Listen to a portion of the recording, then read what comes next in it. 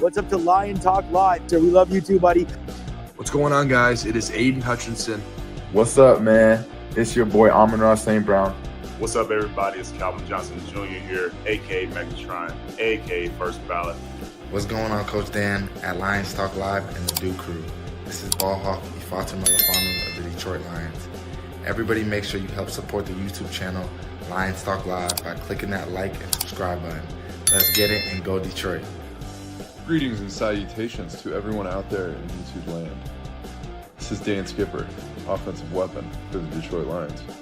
Make sure you all help support Lions Talk Live and Coach Dan by clicking on that like and subscribe button. Everybody, woo! I love nothing more than watching Lions Talk Live every morning. Woo! Well, greetings and salutations to everybody out there in YouTube land. I'm your host once again, Dan Thornton, and I want to thank you all for joining us here today, Lions Talk Live. You know, we got the pregame to the game show edition, and we got the Bucs coming into town. We all know it. The Bucs are coming in to go 2-0. Lions fighting to be 2-0. And more importantly, 2-0 at home against the NFC as a whole. This may not be an NFC North matchup, but we all know these wins matter, especially as the race will emerge later and later in the year for the number one seed. We're going to start off by going through, most of you guys probably already seen this, but the actives and inactives. Let's start with Detroit. Ife Melifonwu, not in today. A little bit of a surprise here. Enos Rakestraw Jr., not in today. Probably not a big surprise here. Trevor Nowitzki, out. Giovanni Manu out. Kobe Scoresdale. This one I thought was also another bit of a surprise. He's not active for today. Hey, we all know he's trying to develop and get better with things. So wide receiver Isaiah Williams, a little bit of a blow to the team that he is not out there on the field this week. But as we also knew yesterday, 24 hours prior, the Lions did move up Tom Killer Kennedy and then also Tim Patrick. We talked about it in the morning show. This will give the Lions a lot of flexibility. You're still going to have Amon-Ra St. Brown. Clearly, Jameson Williams is good to go. And now you add in Khalif Raymond, Tom Kennedy, and Tim Patrick. Hey, good stuff all around. Probably also not a surprise here. Marcus Davenport out for the team. Not going to play today. We also know that means James Houston will be out on the field out there today. So where the Lions ultimately go with these, we'll have to see. How much playing time does James Houston get? That I don't know, or how many snaps he'll get. But it is a strong indication because Marcus Davenport is not available. The Lions must obviously be planning on using Houston. Otherwise, you probably would have brought somebody else up in his place. What do you think this means for the both teams? I guess we'll have to see what you guys have comments on. Now, real quick, let's go over to the Bucs and their inactives. Tight end Delvin Cup is out. Offensive lineman Luke, oh boy, I'm going to kill this one. Goldecki is out. Cornerback Josh Haynes out. We already kind of figured that one. Kalijah Cansey, interior defensive lineman, their pass rushing end, defensive tackle, is also out. Linebacker Josie Ramirez is out. Ben Still is also out. Another defensive lineman, interior defensive lineman. And then all-pro, all-world safety, Antoine Winfield Jr. is out as well. So some good news, I think, for Lions fans with some of the Bucs deficiencies on the defensive side, some of their injuries. This all does set up very well for the Lions offense, especially the passing game, to have a little bit of a bounce back today. What are you guys thinking, though? Let me know in the comment section. Go ahead and fire in there. Let's start with this. What do you think? Who's winning today? Detroit or Tampa Bay? You know, use whatever you want. A D for Detroit, T for Tampa, or you just want to put Detroit, Tampa. That's also fine. Here's my next question for you guys. And again, I want to see it in the comment section just so we can have some conversations. Do you think Jared Goff throws for more than one touchdown today? He was one of the better quarterbacks in the NFL last season when it came to touchdowns, yards, the whole shebang-a-bang. So I'm curious if he breaks out again today. Most of the NFL, in regards to passing, we all know it. We heard it throughout the week, was near a record low as far as passing yards, QBRs, and then touchdowns. The running game was really leading on a lot last week, not just by the Detroit Lions, but by all the teams. All right, also, I'm going to try out something today and see if I can remove some of the delay. So I went out and got a digital antenna. And to be honest, man, the quality of the photo, I can't tell the difference between that cable or streaming service. So I'm anticipating that's going to allow for a little less delay on my end. But again, we'll see how it is affected with you guys. All right, let's get over to the Do Crew, see what you guys have to say. Also, if you haven't yet subscribed to Lions Talk Live, please consider doing so, making that push for 8,000. We're about 70-some subs away, so if we can help out, that'd be great. Also, if you would be so kind, hit the thumbs up button. Some of you asked last week, I will pull a micro mic. I will do a shot. It's $20 if you want to send it to me, but I will do no more than one per quarter. Other than that, just have some fun and enjoy the chat when camaraderie as we all watch the game. All right, Phil, good morning. It's a game day. Yes, it is, my friend. I see you got in here early. I did see there were some comments throughout the week when I put this up, but I think there's some sort of thing within YouTube where if you have X amount of comments, it starts getting rid of some of them if the live hasn't already started.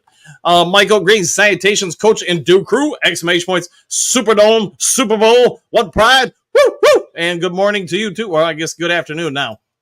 JDC, hi all. Let the good times roll. Exclamation points. Go Lions. I concur with that. Let's see, Fred. Good afternoon. It's a great day to be a Lion. One pride and good day to see you, Fred. Hopefully it's a great game for the Lions. See, Joseph. Go Lions. Woo! Motown Mitch. Great salutations, coach and Do Crew. Lions rule. Bucs drool. 100%. Woo! And I go with that. And thanks for that, Motown. Let's see, Mr. Nico. 2-0 sounds good.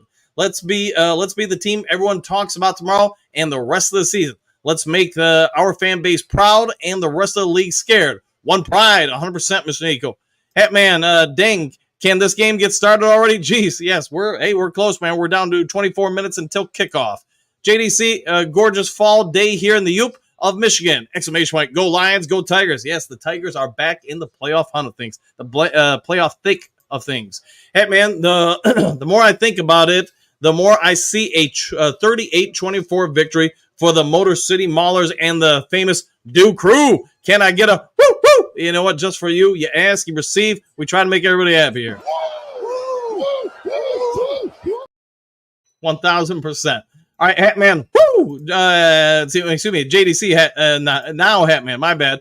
At JDC, it's starting to get hot here in the middle of the state, but the morning was beautiful. Yeah, it's getting a little bit warmer. I know it's going to be in the 80s, almost 90s. Hard to believe in September, but it is what it is. I even got a fan running up here in the Fortress of Solitude or the Fortress of Do Crew, too. I don't know. But, yeah, just because it is a little bit warmer, especially with all the computers, the lights, and now this huge TV I got in here.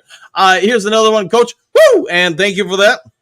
JDC, I got a little woozy after that one. All right. Hatman, Dan, you know I love your show, but I just can't do the play-by-play with you because I get so intense and focused on the game in front of me. When I can't watch the game, I will always listen to you. Hey, fair enough, man. Yeah, like I said, it's I think I've done something to try to speed it up to where there's no lag or very minimum, but we'll have to wait and see. Hopefully you have a good one either way. Joseph C., let's go JDC and Hatman. Woo! All right, Hatman, JDC. I got my not my granddaddy beer candies and a couple of Twisted and ready to go. All right, well, enjoy it.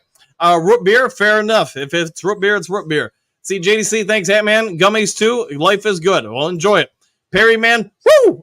Do Crew already in effect. So honestly, with so many targets today, how many different receivers does Jared Goff hit? I think that's a fair question.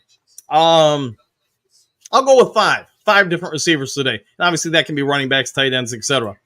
Perryman says 7. Fair enough. JDC, I don't know how many receivers. They are too well camouflaged. There you go. Let's see. Perryman, and by receivers mean W. Okay. Houston and Rake out. Yes, Voltron. Apparently, they are both. Houston's in. Rake is out. Let me rephrase that. See, Perryman, wide receiver, running back, tight end. Yeah, we got a lot of weapons. JDC, vote your and see Perryman. I don't know, but Coach will. Yeah, I'll say with 5. I think he'll hit 5 different targets today, but he could easily hit more. Papa Noel, Bucs have some injuries we must take advantage of. I agree with that. You know, teams are limited, especially in the secondary against this squad. You need to go out there, guns blazing, get after them. It will also be interesting to see if, since the Bucs right tackle is out, do we try to exploit that? I didn't think we really did a great job. And me just trying to be neutral, I really like what AG is doing with the defense. I think he's putting in position not to get stops, but get turnovers. And turnovers are stops, but they really are momentum swings. Plus, I mean, they just take so much wear off your defense if you can get the turnovers and not have to, guard the entire field all the time. But I would like to see them use some more stunts and pulls. I was surprised last week they didn't. But with all that being said, let's not forget the Detroit Lions pass rush ranked among the NFL leaders, like top 3, I want to say it was last week. And that's with Stafford getting rid of the ball so fast. We were still able to get significant pressure on him and that Rams offensive line. Quentin, what up, all? I think we got this by 20. Fair enough. That'd be a pretty good one. Perryman, Sewell in, Davenport out, Pico in, and wow, Rakes out. Yeah, and I know the Sarge was texting me. I don't know why Rakestraw is out. It could just be they needed something else in another position. So who knows? That's as much as I got for you guys. So small, Davenport is a waste if he can't ever stay healthy. This will be a big stretch for him. I mean, hopefully the groin doesn't keep him out more than just today. But if he's out, 2, 3, 4 games, he comes in for 1 or 2 games and is out again. Yeah, I'd say that the gamble on him is not looking good at that point. But not yet. I'm not going to go there yet. It's only 1 game. Stephanie, what do you got? Game time? Exclamation points. Goff going to go off today. I think he has over 300 yards. St. Brown with a bounce-back game. I concur with that. Perryman, can you watch the game today and not the radar gun? Yeah, sure. Oh, it's the Stephanie. That I don't know if she's working or not, so you guys will have to ask that. Trey, Brady on Fox now. Yeah, I did see that earlier. Right now, it's I don't know her name. Lady in the middle of the screen, blonde-haired lady. I don't know her name. Let's see. Trey, please tell me he's not working our game. That I don't know just yet, to be fair. Let's see. Perryman, I kind of like the commercial with the crocodile and football. Very good. Yeah, right now they're doing some piece with, it looks like Baker Mayfield's on the screen. So is anybody watching this on cable where they can maybe tell me how on target I am? It just said Baker Mayfield on my screen, or if there's a bit of delay. Thaddeus, game time. I'll go with that. Clark, how bad do we win today? I'm picking, 25, but let's see if that holds water. Bo, all right, Duke Crew, good to see you, Bo, as always. JDC, Dre Forge rocks and rolls, hopefully. Let's see, Silver Server, hello, Coach, here listening. Well, enjoy it, and hopefully you enjoy the game. Trumps, Kamala is lying. Go Lions, 100%. 100%. Let's see, go Lions indeed. Robert, hey, Hatman, exclamation point, let's go Lions. Bo, who you going to double? That's the big question, isn't it? Someone is going off today. You can't double everybody without leaving other guys wide open. So it'll be interesting to see what the Bucs do. Let's see. Silver Surfer, can't see anything on the screen. Don't know, man. The screen looks good on mine, but hopefully you can see on yours. May need to refresh it there, Silver Surfer. Motown Mitch, all hail Dre Forge. There you go. Please do not, no spoilers today, guys and gals. Yeah, if you can, wait until everybody kind of catches up. Again, I'll do a test with you guys watching to see where you guys are with me as far as linking up here shortly. Silver Surfer, good now. Okay, there you go. Bo, Houston is the problem for Tampa Bay today. I am hoping so. Zoom, what do you got? Good morning. It's game day, baby. Woo! And I agree with that, 100%. All right, Trump's calling for Tom Kennedy. 8 catches, 120 yards. Man, wouldn't that be something? Good for Tom Kennedy if that happens. Cody, what's up, all? Exclamation point. Just want to thank you, Dan, for doing this. Have to work on Sundays. So this is much better than just checking the score. Yeah, and I'll try to incorporate. I'm not going to be great with some of the stuff because some of the stuff I just don't know. Just haven't really done it enough, but I'll try to see if I can incorporate this in the background a little bit. Just so as it updates as we get closer to the game, maybe it kind of gives you guys a little bit more visual stimuli to watch and hopefully pick up on stuff more. So I'll try to mess with it, man. All right, see, Brent, let's see, Detroit demolition defense about to be unleashed. Oh, yeah. Silver Surfer, why Rakestraw? That I don't know. I would be speculating at best, so I'll try to get you an update as quick as I can. So, all right, let's see, Bo, air traffic control crew is eating today. Let's hope so. Silver Surfer, I really want to see Isaiah Williams catch a few passes. I think we will. It just, obviously it's not going to be today. Let's see, Hookadoo, good afternoon, Coach and Duke Crew. Time to roar Detroit. I concur with that. Brett, Lions 38-20. Man, I'd be okay with that. Robert, Lions win 38-17. Howdy, the D. Yes, Howdy's in the D. See, Hatman, Goff 300 yards passing and 2 touchdowns, possibly 3. I'll take all of the above, my friend. Perriman, Lightning and Thunder Cats. There you go. Oh, there we go. All right, let's see, Hookadoo. I can't do the interactive. I'm always ahead of your feed. So Hookadoo, let me know right now if you can, if you're still in here. I show on the screen they're rotating to the Fox crew right now, about ready to go back to Bradshaw and everybody. And right now Michael Strahan's talking. So I think I'm linked up where even the people the fastest should have it, but I guess I'll wait and see what you guys have to say. Let's see. Silver Surfer can't see out. I'm not complaining. I think of him as the best passing rushing defensive tackle in the league. And yes, I was hoping the Lions drafted him. Understandable. Shamir 2-0. Let's hope so. Motown Lions 44-3. I'll take that. Answer 14. Goff runs for 6 yards today. Lions win 33-20. That would be awesome, man. Robert, let's see, Hatman Robert. I'm pumped and ready to rock, buddy. Enjoy. There you go. See, Silver Server, groin is no fun, to have. A bad injury indeed. Hopefully Houston will show us all what he can do. Yeah, I'm hoping that too. Bo Fox interview with Baker. Yeah, once I get to the bottom, it looks like I'm almost caught up on the comments here. Motown, want to see our run defense show out today and make Baker do it all on his own. Yeah, go with that. Go Lions. So right now I show Terry Bradshaw talking. Is that what you guys see? So Terry Bradshaw talking.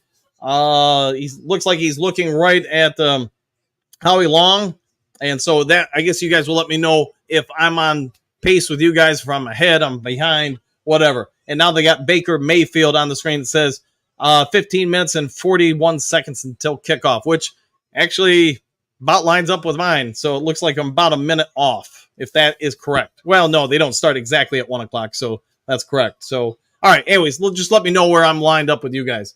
All right, real quick, I'm going to go grab a water and get ready and be right back. But if you guys can, like I said, Howie Long's talking right now, so hopefully I'll get an idea. You're about 10 seconds off? Okay. Now, I wonder how much of that is just the delay from here or with YouTube. But, yeah, I mean, there's not going to be a perfect way for me to line it up to the second. But give me a second. I'll be right back. Going to go get some water.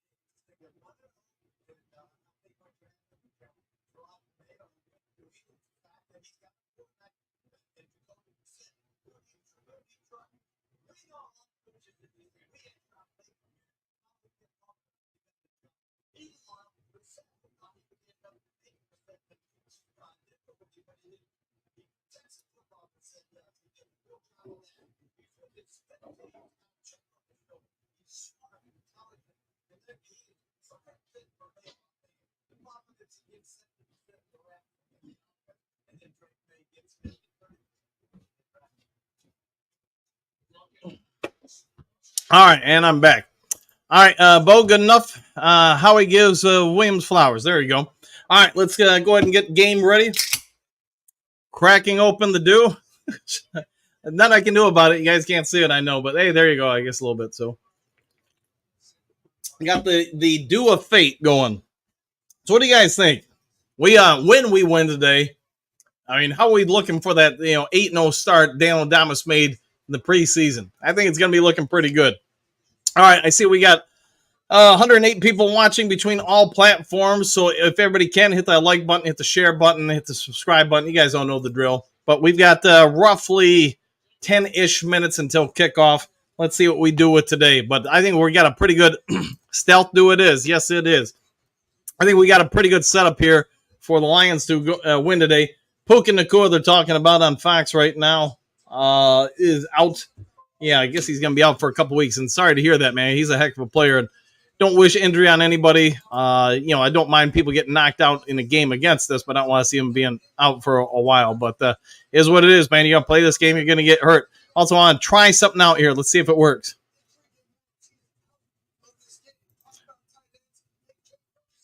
All right, so slowly over time, I'm going to start getting those little videos for each player. So if they have a big play, they score a touchdown, I can do pop-ups for that particular player, etc. Just trying to add more and more into the show. So it takes a little bit of work, though, to make those things and get them all ready. So I'll keep working on it. And, of course, who doesn't love a delicious do, right? Just do it, 100%. Yes. Let's see what else have I worked on here.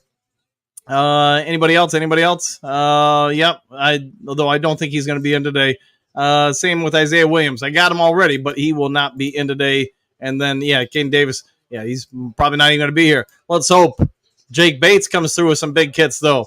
And let's hope we do not see Hendon Hooker make a play on the field. So I'll keep working on stuff, get some more stuff. And, hey, if we get too rowdy in here, just remember, Jared Goff's going to tell us all to calm down a little bit. So, because at the end of the day, at the end of the game, we all want to make sure that we are celebrating responsibly another Lions victory. Go do it. All right. Let's look like they're doing game picks right now. So, hard part with doing these live casts is just when there's nobody to bounce it off of as far as somebody else here. Like I've talked to Sarge about doing some of these with me. It's just hard because him and his wife go to so many of the home games that, he might be able to do it at away games, etc. All right, let's see what you guys got to say. Talking about the stealth do. Sorry, Coach. I had to go grab some Hallelujah Blue Bud Light. And hey, no worries with that, man. James, how long is Jordan Love out? That's the big question right now. I know they talked about him being out 3 to 6 weeks, but it sounds like he nearly gave it a go today. So he might be back in a week, which, I don't know. I'd be careful not to rush it, but I also get if I'm the Packers, if they don't win today, that puts them in a real hole at 0-2. And if you're going to wait another 2 weeks or so to bring him back, let's just say he's out 4 games. And if they lose all those 0-4, the chance to make the playoffs probably ain't too good. All right, we got good work, Coach, 100%. And again, hopefully it sounds like I'm only a couple seconds ahead or behind some of you guys. Some of that, though, is going to be the delay from YouTube. So, even if I talk to you guys right here and you guys were watching at the same second, there would be a delay from me, the words leaving my mouth, until most of you guys get it on your screen. I'm trying to do what I can to speed it up, though. So for a few weeks, he'll be back for the Lions. Yeah, I would say so. He'll be back by that game, unless he really runs into a problem. Robert, relax. We got this. You are ahead of me. Okay, so, that's good that I've sped it up. But, obviously, we'll try not to throw spoilers, although if I'm doing play-by-play, sorry, man, I'm doing the best I can. James, okay, thank you. Anytime, man. See, I had to grab my Hallelujah Blue bat, just staying low-key today. Fair enough, man. Hey, you got to do it, whatever works for you. You like the Goff animation? Yeah, I've got to add a few more. So the only problem is it does take time, so it happens. But I do want to keep adding more and more to them. Hey, man, I'm on rabbit ears, and I think we are at the same time. Yeah, so what I did to speed it up is I went out and got a digital antenna today. A buddy of mine told me to try it out. So if you want to watch games on NBC or Fox, you can watch them free. You don't have to pay any subscriptions where you just hook it up to a window in your house and hook it to the TV. I don't know. I think you can get them for ABC, or excuse me, not ABC, CBS, but I'm not 100% sure on that one. James, yes, no spoilers, please. Yeah, just that's the tough part with these casts, man, is that everybody's got different receiving times. Let's see, I'm ahead of you. All spoilers alert. Lions win. There you go. 44-3. Man, that would be something. Robert, you're about 25 seconds ahead. All right, so is what it is. So I'll try not to spoil anything, but obviously I'm doing play-by-play. Now I'll do the best I can. How about that? Hookadoo, I'll let you know when I'm seeing the kickoff. Yes, please do that, man. And I get when you type things, I get there is a second or two delay. That's one thing I learned from Micro Mike is that even if I'm watching him live, I type something in his chat. He may not see it for a couple seconds until it hits his feed. So it's an imperfect science. I guess we could probably all agree on that. Brett, Michigan won with no quarterback. Yeah, I'd say enjoy the victories when you get them if you're Michigan this year, because their quarterback position is abysmal. Like, I watched whoever the first game of the season was, and I watched the Michigan game, and just watching them going through the reads, that was painful. I was like, oof. I didn't watch yesterday's game, but it's gonna be a tough one. And you guys all know I'm a USC guy. I'm going to cheer USC when they play Michigan, but the rest of the time I cheer on Michigan. I think that could be an ugly game for Michigan. All right, see, my digital antenna is not working for some reason. I'm bummed. Well, I don't know why it wouldn't work, and unfortunately, all right, I see the Lions running out on the field. They're doing the that portion, and they're getting them ready to go as the Lions come out on the field. And the lights just went off. They flickered back on. Now they're showing Baker Mayfield. All right, Bo, just go with it, Coach. We can deal with whatever. Yeah, and I'll do the best I can. And it looks like Daryl Johnson and Kevin Cutler are on the broadcast tandem for us today. So, all right, we got just minutes till kickoff. Exit 8, Dan, being ahead is okay. If you're streaming, just pause your stream to line up with him. Yeah, that's not a bad idea. Not a bad idea at all. Pause the stream and get going. Yeah, try to catch up. Ant-Man, you're about 10 seconds behind me. Well, hey, just keep that in mind. And if you put any kind of comments in the comment section, my 10 seconds is about a play. Well, maybe not all plays, but you get the what I'm saying. James, that's right in step with my TV. Okay, that's good then. We're on the same page then. All right, I'm going to turn it up on my end. I don't think you guys will be able to hear it. If you guys can hear the broadcast, let me know, because I know you can do it. It's just I know there's also a lot of things about it I don't know. Like when they go to commercials, I know we got to mute it. Also, when they do like the Fox jingle, hey, they just showed my neighbor on TV. I got to pause it for those things when they do the Fox jingle and all that stuff. But looks like they're going to commercial now, so I'll be right back. I'm going to grab something real quick and then be right back for kickoff. Best touchdown dance of all time. Probably don't even know about this. It's old school, right? Oh, you want old school? That's dirty. That's dirty. Look at me. I see what you're doing. Oh, you don't see that. You don't want this heat. Nasty. Get up. With DraftKings, new customers turn $5 into $250 in bonus bets. Crown is yours. Good morning, everybody. Hey, what are you doing? Watch the fresh wine prep, the sizzling milk, the slicing of potatoes, the popping of the fresh lettuce. You know, my lease says I get free subs. Freshly prepped every morning. It's a Jersey Mike's thing. What you ordered for Rue is on the way. Purina One, his favorite food, with proven nutrition for healthy energy you can see and hear. For low prices, for life with pets, there's Chewy with Purina One. Jersey Mike's freshly slices it right in front of you. You can't fake that. You can fake my outfit. You can fake the audience. You just can't fake a freshly sliced Jersey sub made the authentic Jersey lives since 1956. It's a Jersey Mike's thing. Players to watch are brought to you by Nationwide. Last year, the NFC Divisional Playoffs, Mike Evans and Amon-Ra St. Brown both showed up in a big way. Who will shine today in the rematch? Find out. Did you know Nationwide is so much more than a freight insurance company? They're one of America's largest financial services companies, too. Just like I'm so much more than quarterback Peyton Manning. I'm also Peyton Manning. It's lovely, Peyton. Peyton?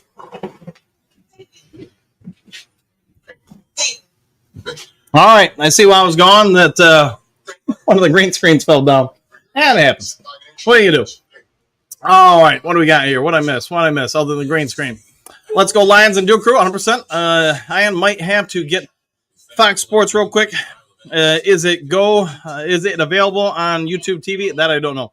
Enough about me. Go Lions. Hey, there you go. Yeah, I know if the TV antenna didn't work or the digital antenna didn't work out, I was going to look into a couple of different things just so I'd have a little bit faster stream, at least I was hoping. Well, Fox is throwing their hat out with the Baker. There you go. Let's see, James. I'm glad Chris Myers isn't doing the calls. Chris Myers is awful. Hey, man, he's been around a long time, though, man. But, yeah, he's not for everybody, man. Hold on. All right.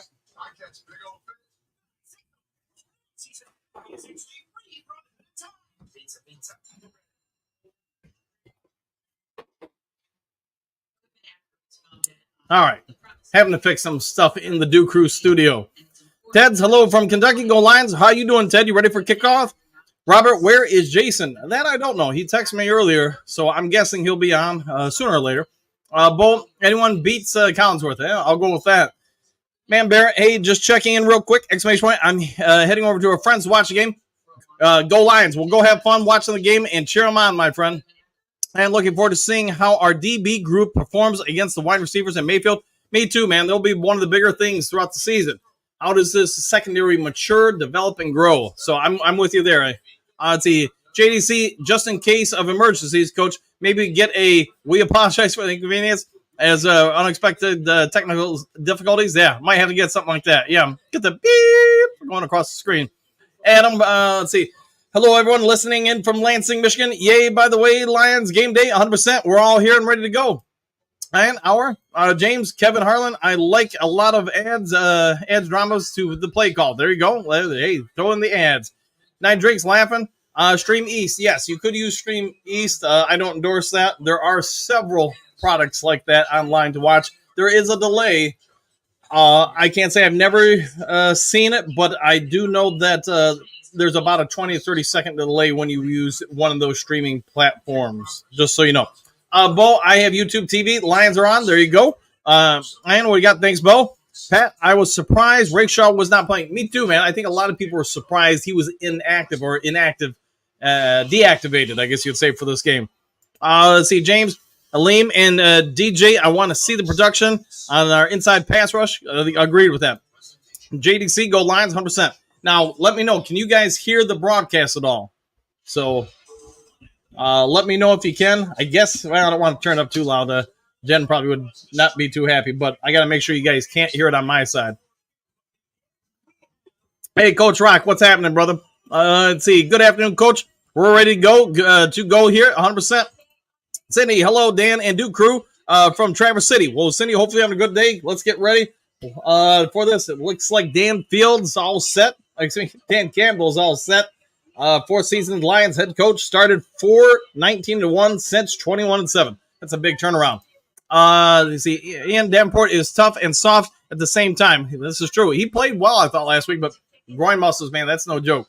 Dennis, let's go. Good to see you, Dennis. And I think, yeah, you're spot on, man. Let's go. Let's get this thing going. All right, Jared Goff, the chants are beginning at Ford Field. Just got a notification about that. And see, Pat, everyone needs to give Coach a thumbs up. Yes, if you can, hit subscribe, hit the thumbs up. You guys all know the drill. So let's get ready for this. I'm excited. I want to see what the offense looks like. I want to see what the defense, how much we've improved from week to week. I'm going to improve my camera angle or my microphone angle so I can see the screen a little bit more. So, yeah, the TV that I was going to bring in last week up here that I couldn't, got it up here now. Now I got to do some fiddling with it, maybe even during the show, just to improve the view a little bit better. All right, so Lions elect to defer. Opening kickoff. Here's the run-up. And Jake Bates booms it. It's up there. It's out there. And Tampa Bay is not going to return that one. All right, touchback's going to bring it on out. And let's make sure I have the comments up on the screen, although I'm going to try to. There we go. There we go. Not a good sign. The second game of the year, Davenport is already injured. It is what it is, man. You gotta worry about who's in there now. But, yeah, I agree. Hopefully he gets healthy. All right, 103. Okay. Let's see. Kickoff now. Yep. Bucs 45. Excuse me. Lions 45. Bucs 17. All right, here we go. Mayfield breaks the huddle. He's going to go shotgun formation. One running back. Trips at the bottom of your screen. Lions in zone.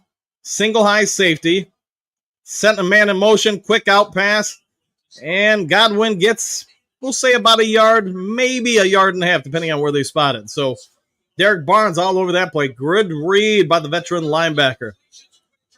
So, yeah, they're trying to take advantage here on the pass to get rid of the ball, sort of like the Rams did, before the Lions defense can really get there. All right, 22 seconds as they break the huddle. 22 seconds of the play clock. 2nd and 9. And, yeah, Ford Field is a cheering already. Shotgun formation, 2 high, 1 low receiver, 1 running back, receiver in motion, trying to steal some of that stuff from the Rams. Drops back to pass, and it is going to be complete for about a 14, 15-yard gain to Chris Godwin. Again, zone coverage from Detroit. So it looks like, if I'm reading it right, and again, I'm trying to do a lot here, so don't hold me to it. Looks like the Lions went with 3 down linemen and used Derek Barnes as more or less your blitz backer or your 4th down lineman on that particular play.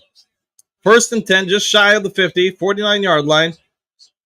See Mayfield under center, calling an audible.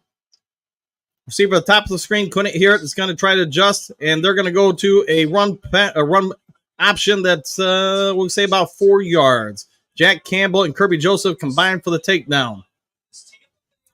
Tampa Bay's offense, we knew coming in, they've got some abilities. They do have a rookie center, Graham Barton. I think a lot of us talked about him before the draft. He might be a person of interest for Detroit. Jalen McMillan, rookie wide receiver. All right, so we got about a 2nd and 6, I'll say. 2nd and 5. That's what they're putting on the screen. Mayfield under center, 2 receivers at the bottom of your screen, 1 back in the backfield. Put a receiver in motion. And here we go, play action pass. No pressure on Mayfield. Mayfield taking a deep shot. One-on-one coverage. And just off Arnold's hands. And they're going to flag him for pass interference. Have to see the replay before I can say if it's a good call or bad call. But again, everybody's going after Arnold.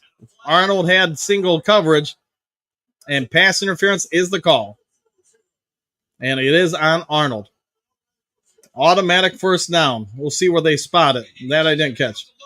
So Kirby Joseph does not get deep enough. And yes, there's interference. Yeah. There's contact before, and then there's contact on the face. So 2 points of contact.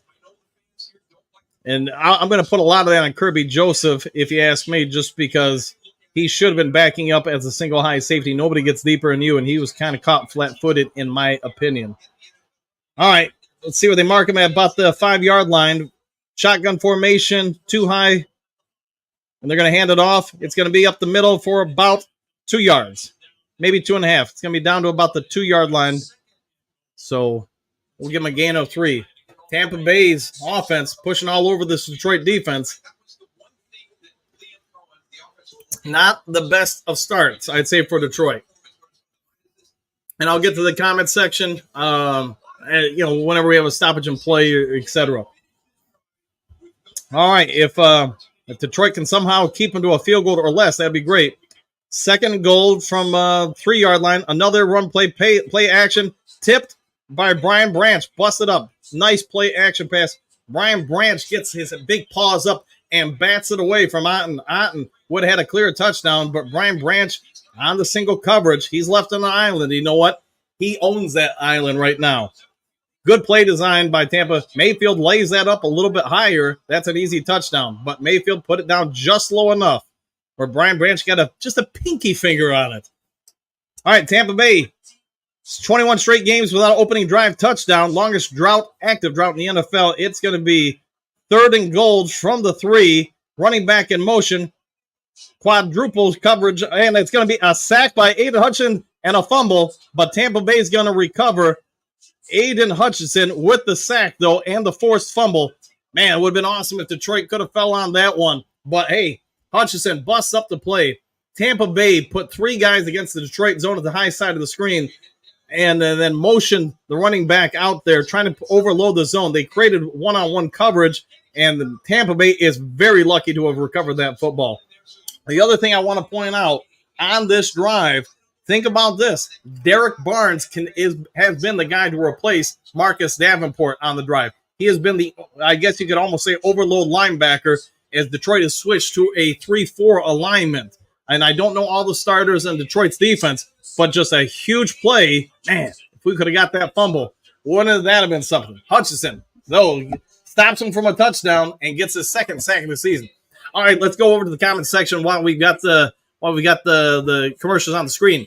I think Branch is going to become Brian Dawkins with better ball skills. Bold statement, but man, does he have the right traits? He does, man. Hookadoo, Hutch sacks. Yes, he does sack Mayfield 100%. Eminem, if anyone needs a site to watch, contact me. I'll take care of you. Go Lions. Hey, thanks for that, man. Thanks for that. I might need that for CBS because I don't know if the digital antenna gets me CBS. If not, then I'll have to go streaming out east or something. Let's see. Hookadoo, it was Bo. He was reaching for the ball. It was. BS says Brent, as far as that. BS flag, fair enough. Perriman, keep your hands off. Yeah, you got to play hands-free in the NFL nowadays. Arnold called for pass interference. And was, let's see. We know Arnold was handsy before the draft. He'll learn. Yeah, 100%. Hello, Sheboygan. James, I knew it. I looked clean. Yeah, okay. Bo, oops. Yeah, I would go with a little bit of oops there. Cody can hear the broadcast slightly, but can't really make out what they're saying. Okay, so I'll try to correct that because I don't want to get any issues with the NFL and them coming after me or whatever. So, in fact, maybe what I'll just do is just. And do we even have a mute button on this thing? There's got to be, man. I just never use it. I'll just turn it down. How about that? Old school. Just push the down arrow. All right, and I've torn my groin hip flexor pretty significantly before. It is definitely a difficult injury. Hopefully, it's just a little tweak. Yeah, hopefully. Let's see. Perryman, Flintstone, and Sheboygan here. Exclamation point, one pride. There you go. All right, looks like I'm mostly caught up there. Let's see. Harpo, what do you got? Even with the bogus PI, they couldn't move the ball. Great job, defense. Yeah, great way to end that drive there, 100%. Branch is a dog. Great play, 100%. Yeah, he's saved himself. And Mayfield needs to take some blame there, but on the other side of that, Brian Branch made a heck of a play there. Field goal, I concur. Let's see, Hatman, there was a huge defensive stop. Yeah, man, just think if we could have got that fumble, man. Oh, Tampa Bay. All right, see, Rock, if Arnold hadn't touched the face mask, he would have been fine. Yeah, I agree with that, too, All right, so looks like we're coming back from commercial, so I'll wait for the Fox thing to come off the screen and turn this back up. Maybe I'll try to get the broadcast in there a little bit for you guys, but I know I got to wait for... can you guys hear the broadcast there? Let me know. I just got to make sure I don't broadcast the Fox themes or commercials. And to be honest, I got to remember to do that. All right, Tampa Bay had to settle for 3. There's the kickoff. Detroit's going to catch in the end zone, and it is Tom the Killer Kennedy out there. That was a huge defensive stop. I concur. Robert, Lions are giving Baker too much time. They did until they didn't. All right, Jared Goff coming on the field. Record against Tampa Bay, 3-1, 70 completion pack. Passing yards, 383 yards. NFL record versus one team, minimum of 4 games. So he has had his way against the Bucs in the past. Let's hope he continues that today. So I'm trying to get the broadcast for you guys. Let me know if you can or cannot hear. All right, shotgun formation. Trips to the bottom of the screen. 1 high, 1 running back. Receiver in motion. And Goff throws a pick. And it looks like the Lions were on the opposite page there. And not a great way to start. Goff was clearly looking for 1 play. And he's complaining about something. I don't know. I guess we'll have to see. Jameson Williams. Yeah, that's definitely a flag. That should be a flag without question. And, yeah, I don't disagree with Jared Goff there. He just grabbed him well beyond the 5 yards. Goff was expecting Jameson Williams going free there. But, yeah, I guess the refs didn't see it that way. Clearly contact. And I'm not even trying to be biased here or anything. There's just I'm not sure how they didn't see it. And obviously the officials will get lit up over that after the game. But nothing you can do about it now. Lions defense is going to have to come up with another stop. So, and the Ford Field fans have gotten into it now, especially since he called Terrion Arnold for a PI. And, yeah, they're going to be backed up here, a little false start. But, yeah, you already flagged Detroit for, I get a little titty tack PI. But, man, you got Williams in the slot, Gibbs in motion. And, yeah, he's grabbed. I mean, that's holding.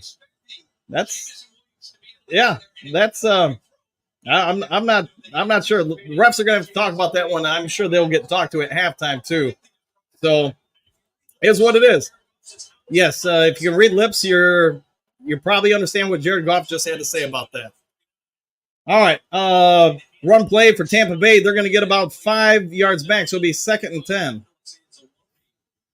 2nd and 10, yes. And the Zebras have already made themselves felt in this game for both teams. And unfortunately, both of those calls have favored one team. But you're going to have to play through it. Nobody's perfect. 2nd and 11.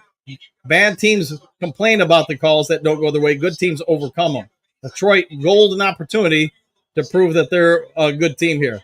Not ideal position, but hey, got to play through it. Every coach will tell you that. All right, Mayfield under center, trips to the high side. Detroit in zone. Mayfield backing up, trying to fight the crowd, and they get it off just in time. The blitz is coming. Mayfield is going down, and again, Hutchinson and Levi Onwuzurike are going to combine for that sack. It'll be interesting to see if Hutch gets credited for the full sack there, or if they're going to split it. Over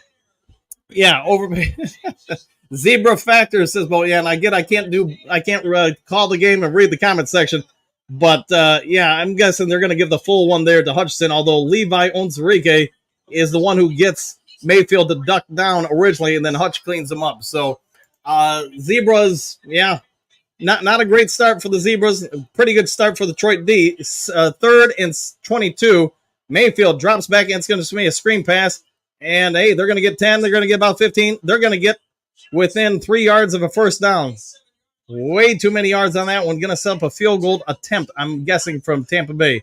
Detroit caught napping on that one. It was a great call by Tampa Bay. Detroit's defensive line shoots it. They completely whiff. And, thankfully Davis gets him down. Otherwise, it would have been a first down. And Aiden Hutchinson, you know what? He nearly deflects that pass. Nearly. All right, 55-yard field goal attempt. If there's any justice, he'll miss it. But is what it is. Let's see what happens. Here's the snap. It's up there. It's out there. It's going to be good. Tampa Bay's going to lead 6-0. So Tampa Bay gets away with a free interception after a dirty illegal holding / contact after and beyond 5 yards, but the Detroit D holds them to just 3. So not too bad at all. But now the offense, man, they got to really come out here. Really got to come out. Bo, Levi, 100%. Let's see. Brett, yes! Exclamation point. Bo, Hutch is on fire. I concur. Kerry, the guys work too hard to have a horrible quarterback. Yeah, I won't blame Goff for that one. He was throwing it to right where Williams was going to be, but unfortunately, I'm sure we all saw the replay. Williams gets held, and thus he can't be there. Let's see, Hutch sacked again. Woo! 100%. Kerry, wow, get Goff out of the game. He is horrible, overpaid. He's not good. Kerry, what do you want to do, though? I mean, if the receiver you're throwing to gets pulled to the ground and he can't be where you're throwing, I mean, everybody's going to throw a pick on that scenario, though. But he's got to perform better. I agree with you there. Let's see, Bolt, Zebra Factor, I would grow. DPI, should have been. Let's see, Hookadoo, I can hear it, and I am still ahead of you. All right, fair enough. Let's see, PI, it should have been pass interference. I agree.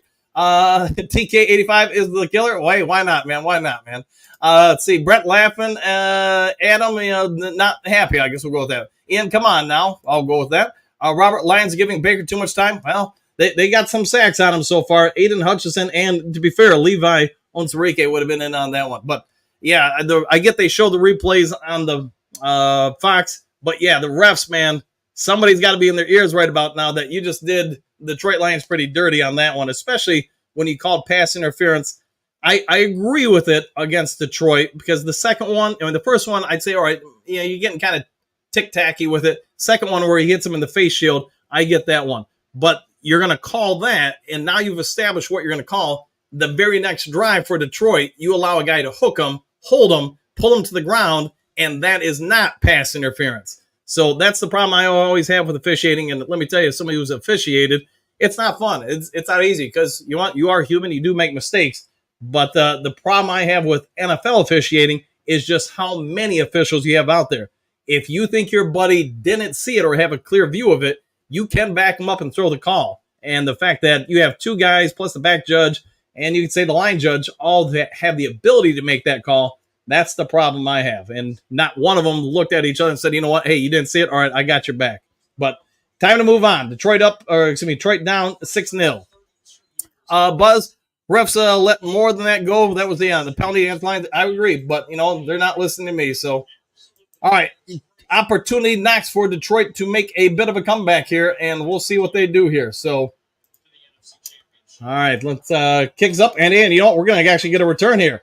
Here we go, past the 25. It's positive yards for Tom Kennedy. He's up to about the 30. And a lot of people talking about people's mamas after that one. So, all right, we'll see what the Lions do. But I would say they got to get something going here. If nothing else, you've got to give the defense a little bit of a breather. Got to get down the field. Got to make something happen. And Tampa, like we suspected, we talked about all week, probably going to play a lot of zone coverage.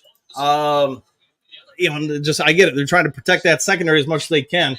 So you're going to have to pick them across. Play action pass. Jared Goff going deep this time. Jamison, I believe it is. Jamison Williams. Goff goes deep. First play of the drive, and he shoots it downfield. I want to say Detroit's got it about the 15-yard line. Don't hold me to that, though. Detroit from the 30. Play action pass to David Montgomery. Jamison Williams got single coverage, takes the high safety down, and he's down to we'll say a 20-yard line, maybe the 19. Depends on where they spot it. Tampa Bay is a shoestring tackle away. If Dean doesn't make the tackle there, Williams is in the end zone. 50-yard bomb from Jared Goff. TK85 is alive, and so is Jared Goff and the Detroit Lions. Got to get this play off, though. 3-2, empty backfield. They get it off. Empty backfield. Goff is a scrambling man, gets out wide, out of the pocket, and he's going to throw it out there, out of the back of the end zone. And a flag comes down.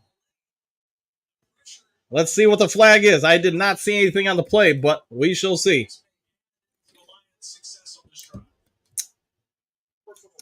Personal foul. Roughing the passer. All right. Half the distance to the goal line, so the Zebras may be understanding they did the Lions dirty on the first drive. I didn't see the hit on Goff, but we'll see on the replay here. He gets rid of it. Yeah, he hits him up high, but I didn't see if it was a blow to the head. I don't know. I'll go with it. You know what? You got to wait with one on the first one that gave you a turnover. We'll take that one. All right, 8:01 left in the first quarter. Detroit down 6. Goff on the shotgun. 2 high receivers, 1 low receiver. Low receiver is Laporta. Motion from a tight end. Going to throw it he skips it to Gibbs. I guess he didn't want Gibbs taking a hit or something there. I don't know. Goff 1 out of 2 for 50 yards and a pick. 2nd and goal for Detroit. Let's see what they elect to do here. So far, the running game has been non-existent for the Lions, as they have not ran it yet. So we'll see what they do. So far, they are riding Goff's arm. This 2nd and 10. Goff under center. 2 high, 2 low receivers. St. Brown in motion. It is a run play, and it's David Montgomery. And talk about running game, you get a running game. I think he's going to be down to about the 4-yard line. Let's see where they mark it, but I think around the 4, maybe the 3-yard line. David Montgomery, as we all know last week, carried the Lions into the end zone to win in overtime. Luckily, he held on to that football there as he took a helmet right on the elbow and the football. But, hey, good job.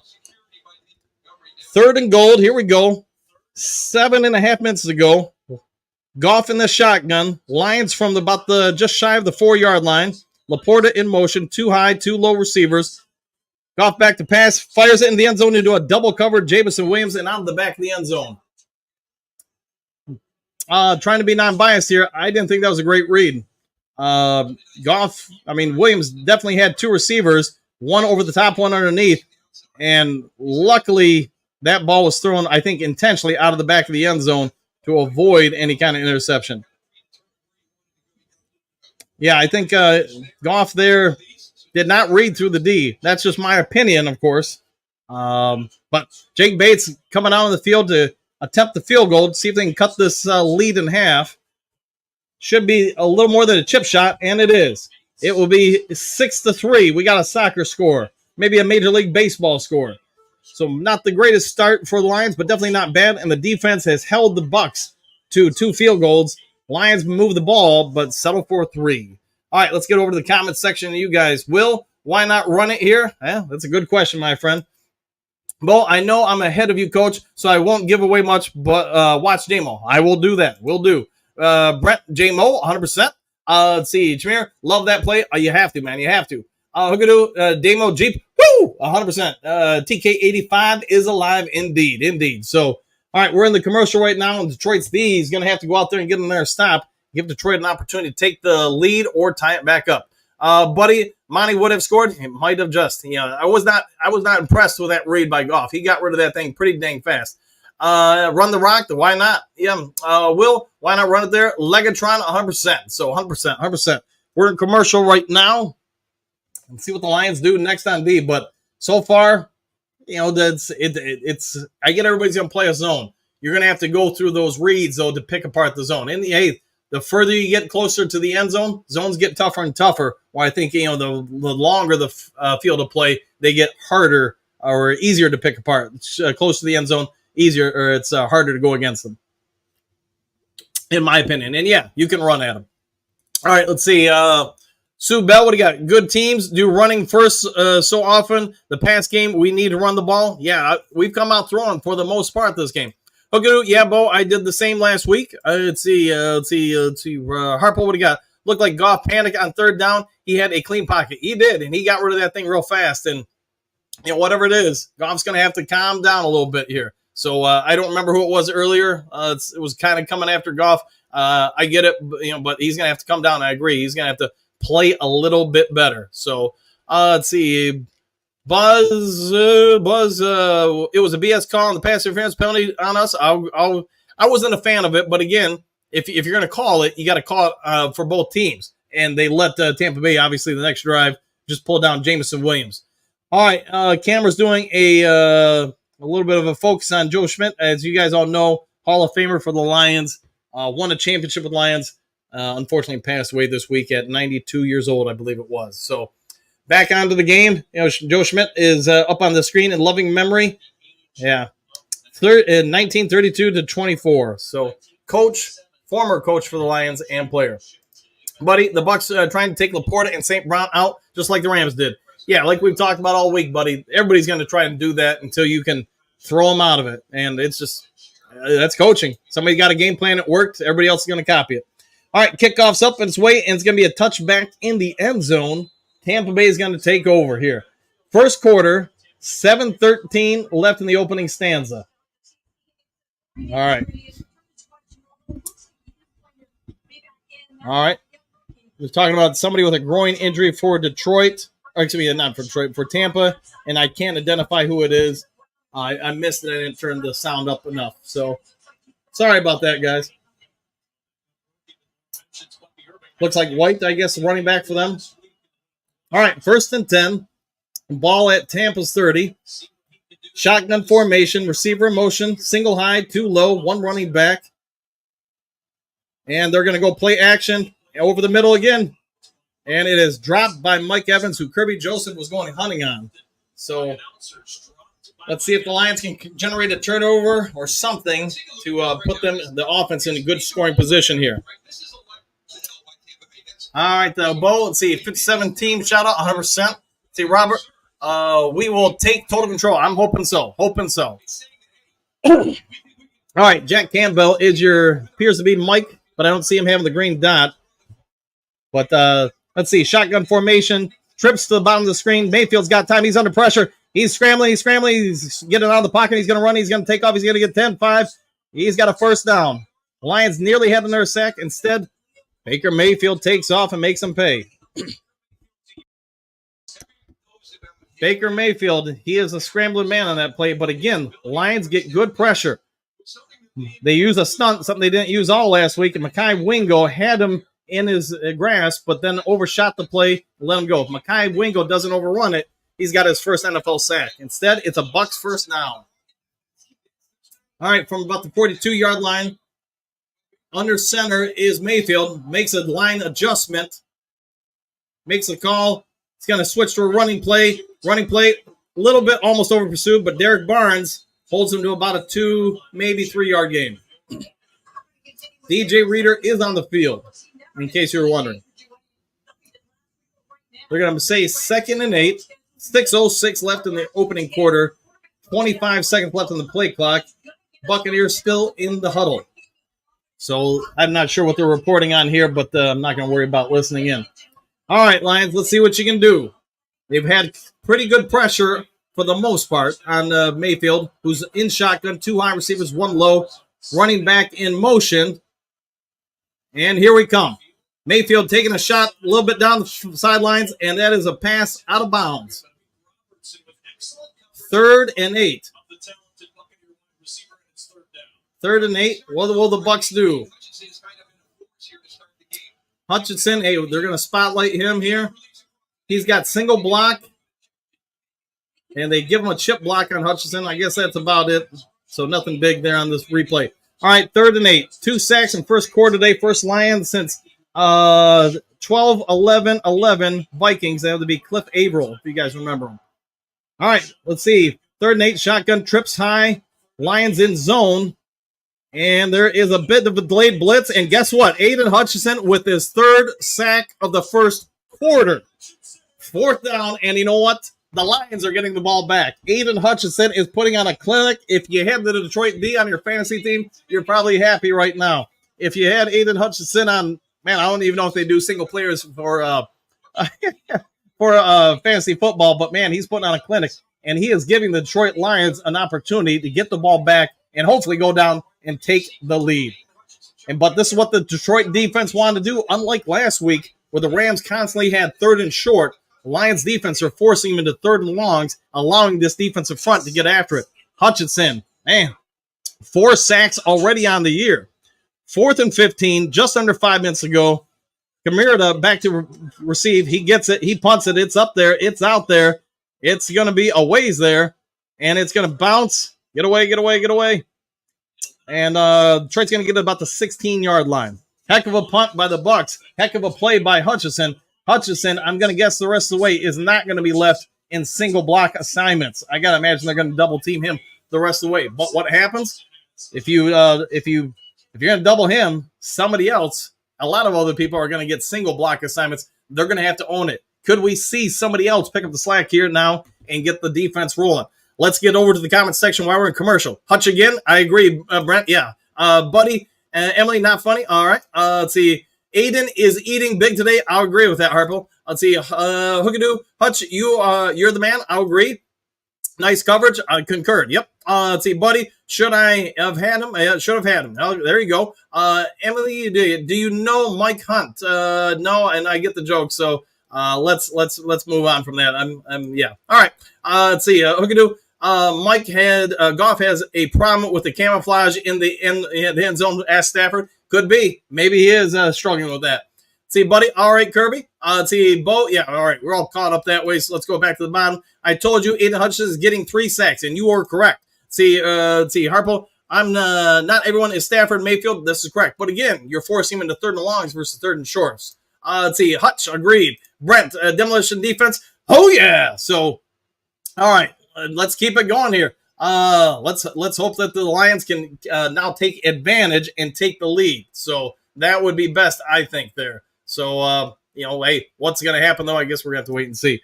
But I will say this. I think it was somebody earlier in the chat was saying, Goff looked terrible.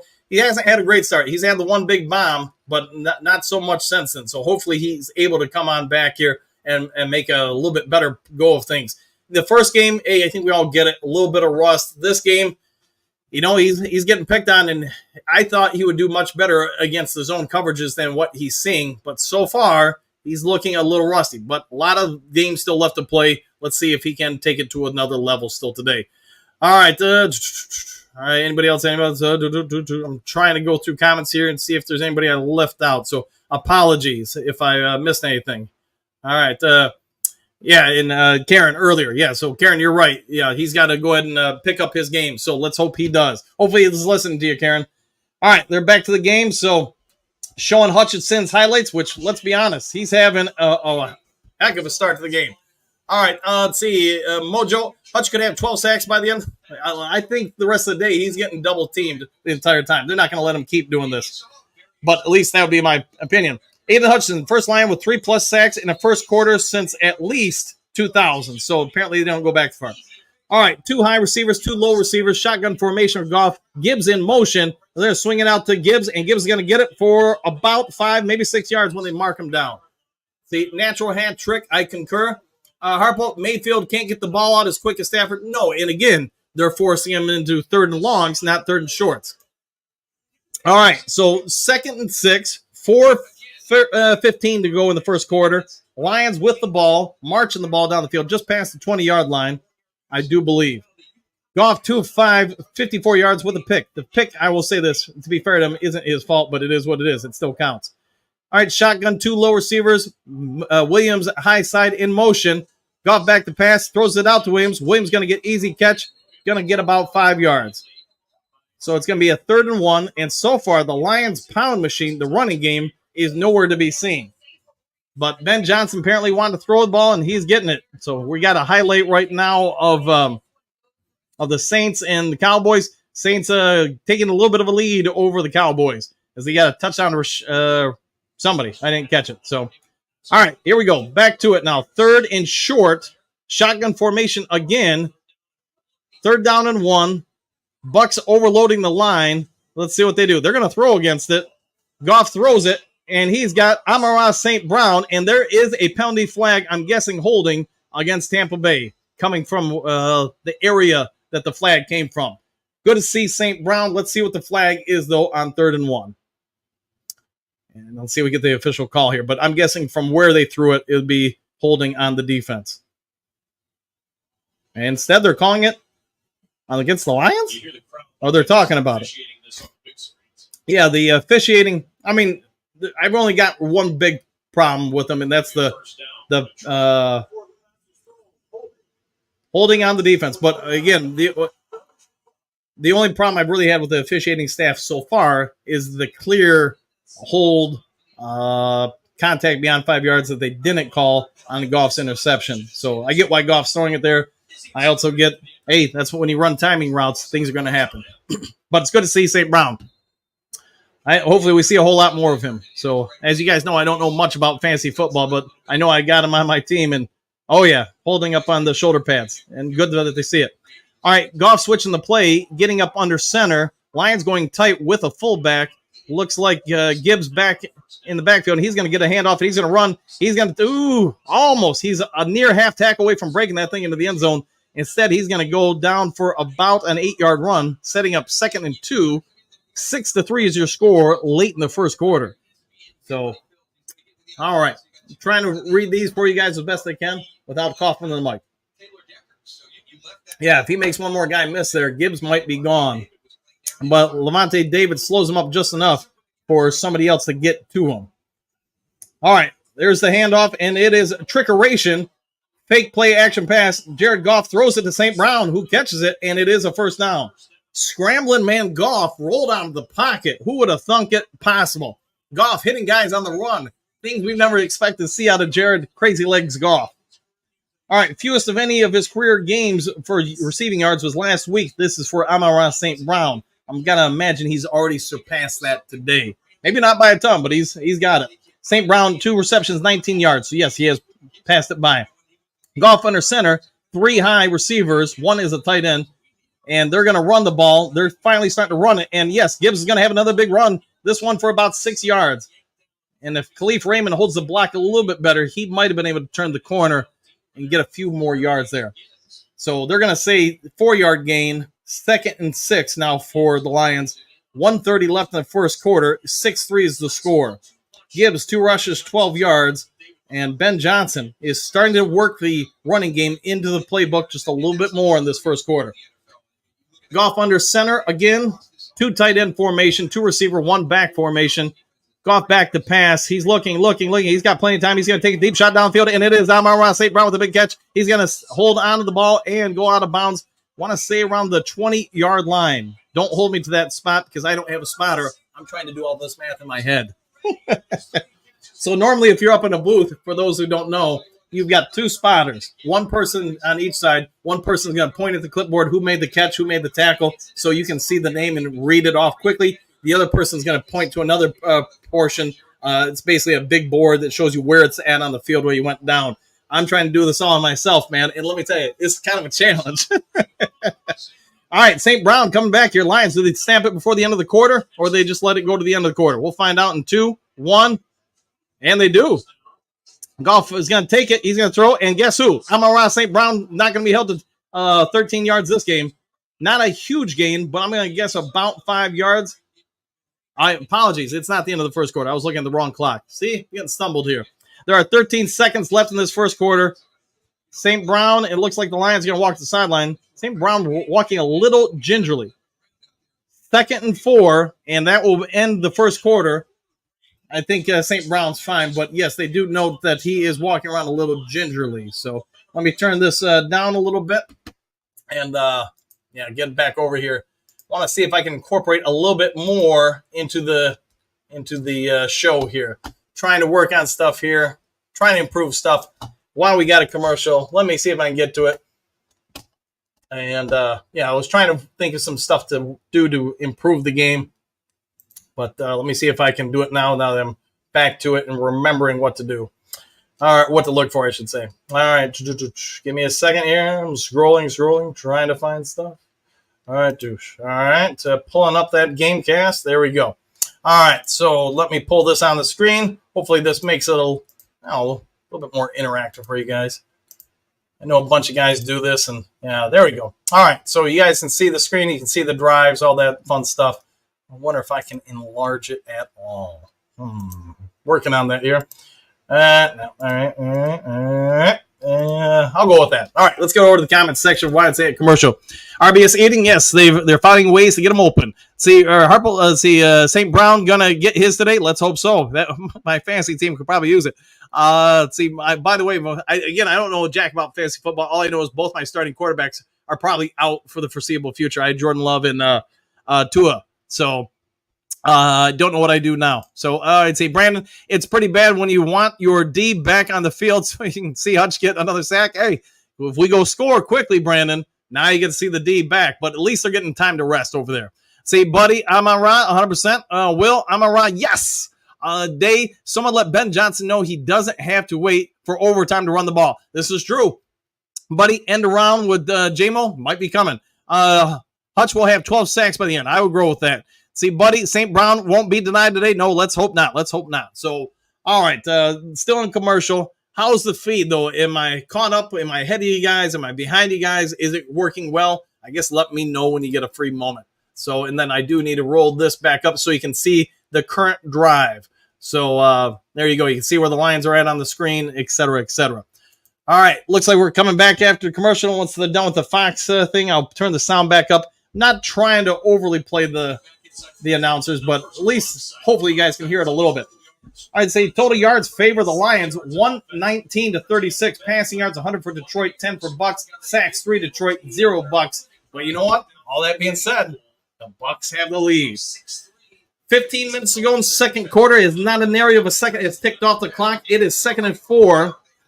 And let's see what the Lions look to do. Lions in scoring position already. Shotgun formation, 2 high, 1 low receiver. Now, Goff making an audible. Going to pull both tight ends in. He's going to go under center. And we've got Gibbs coming out of the backfield. He's got single coverage. Goff's going to throw it out to him. He's going to get it. And he's going to be just shy of the line of gain. Maybe about a yard. Maybe half a yard. Gibbs, if he doesn't stutter, he gets the first down. But instead, it will be 3rd and 1. And I'm guessing the Lions will look to pound the ball here. But I've been wrong before. His speed is so good that, if the second guy doesn't come over, he might have kept on rumbling, bumbling, and stumbling. So we will see what shakes out here. 14 and a half minutes, 15 on the clock, 1st and 10. I guess they're saying it's a Detroit first down, so good for us.